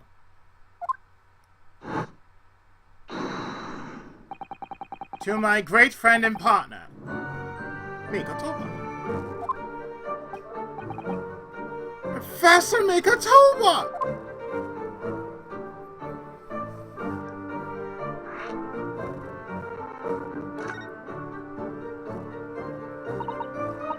Does this mean that you're the real Dr. Wilson? No, my dear. I'm still my old self, Eugene Mikatoba, your father. Oh, of course. This is ours, the team for Susato to take. I must say, though, how my old friend has attained worldwide celebrity as a great mystery solver, the greatest mystery. I still remember the first time we met. Ah, great memory. When was it again, Mikatoba? 16 years ago, so... Ah, yes, quite 16 years ago. I just arrived from Japan with Seishio and Ginshi. I was in search of lodgings close to the hospital, some comfortable rooms at reasonable prices. But rents are definitely high in that particular area. That's right, so I decided I needed someone to share lodgings and the expense. I was fortunate enough to be introduced to someone who found himself in a similar situation. I was a kind of fellow back then, mere shadow of the great detective you see before you now. I was working at the hospice chemical laboratory at the time, indulging my curiosities for little game. And the situation of my cohabitation led us to pursuing cases together, you see. I believe it was mere 6 years ago. Had many great adventures. But last year, Mikatoba's stay written that most infamous of cases presented itself. The case with which you've become rather familiar yourselves, the Professor killings. sure, and I was summoned back. Hardly surprising given the circumstances. So there you have it. And as you know, all the details recorded by my trusty chronicler remain in that metal chest. This is just amazing! Professor Mikatoba really is Mr. Solm's famous partner.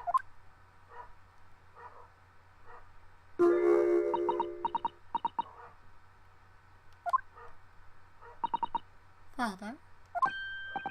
Goodness, my dear, what a cutting look.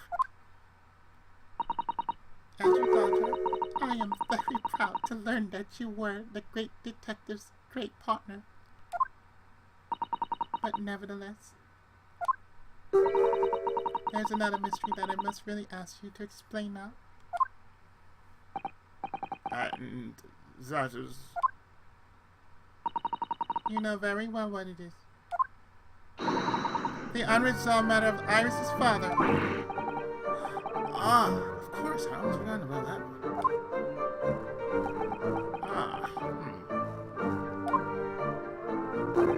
I should have seen this coming.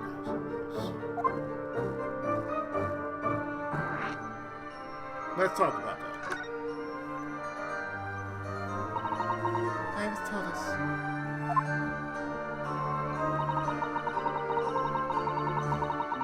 That all the notes about the great detective's adventures that are in that mail chest were written by her father. Isn't that correct, Mr. Solms? That is indeed what I told young Iris. But if you're Mrs. Solms' partner, father, and you wrote all those case notes, then Iris' father must be you. Ah!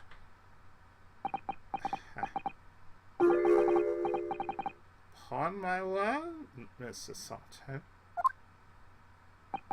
You are coming along wonderfully as well. You too have hit upon the method at last. You finally grasped the art of deduction. What? What?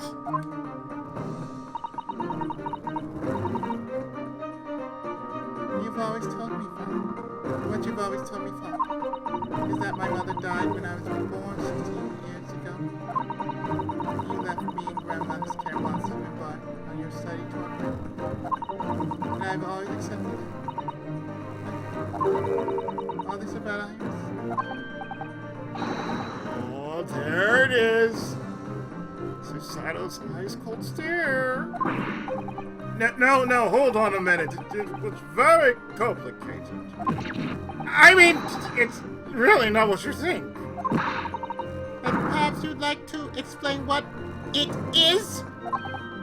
Oh, there it is. The ice go from ice cold to red hot just before. No, really, you've got the wrong end of the stick. Some say something, man.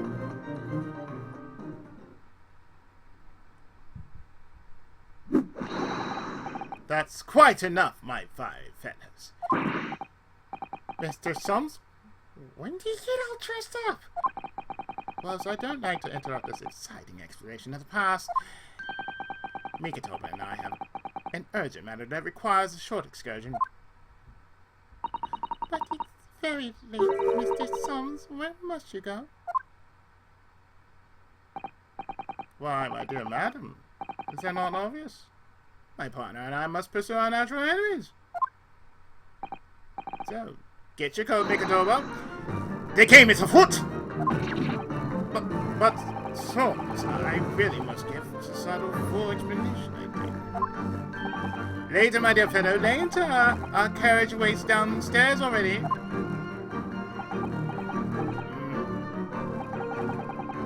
You haven't changed one iota, have you? I mean, really, I visit our home after 10 years. And when I open that chest, with the nostalgia, I quite inexplicably pass out. And if that wasn't enough, when I She regained consciousness and plunged straight into all this. Robert, please. No one, Mr. Saltzman.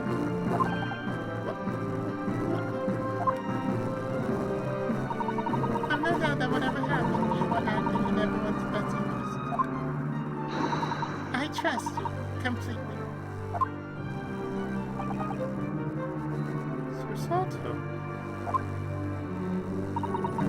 And sending the great detective and his great partner off on renewed adventures together. It's more than I could have hoped for in my wildest dreams.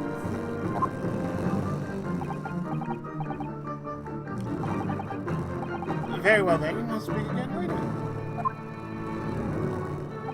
So, I believe your own work is done for today. I wish you the best of luck for tomorrow. Yes, not only. Good luck in battle. And you reach a decision. A decision about where to go back to Japan.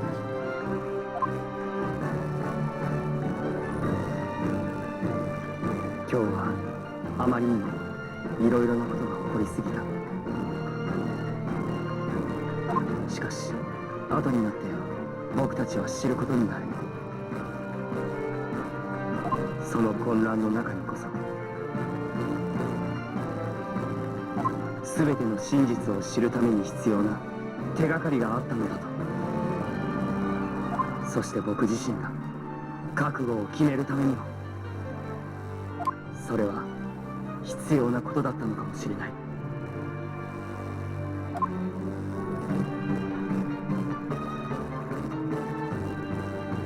Oddly enough, that's the end of this chapter.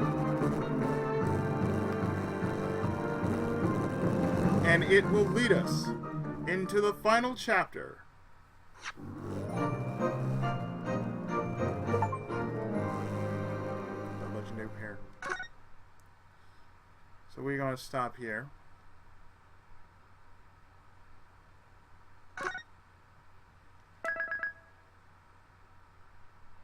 And it will lead us into the final chapter, namely the resolve. Yunosuke Naruhodo, which is actually the title of the very game that we're playing through. So in the next part, we shall indeed start up the first part of this trial. So, next time, the start of the final case of the game. Until next time, I'll see you then.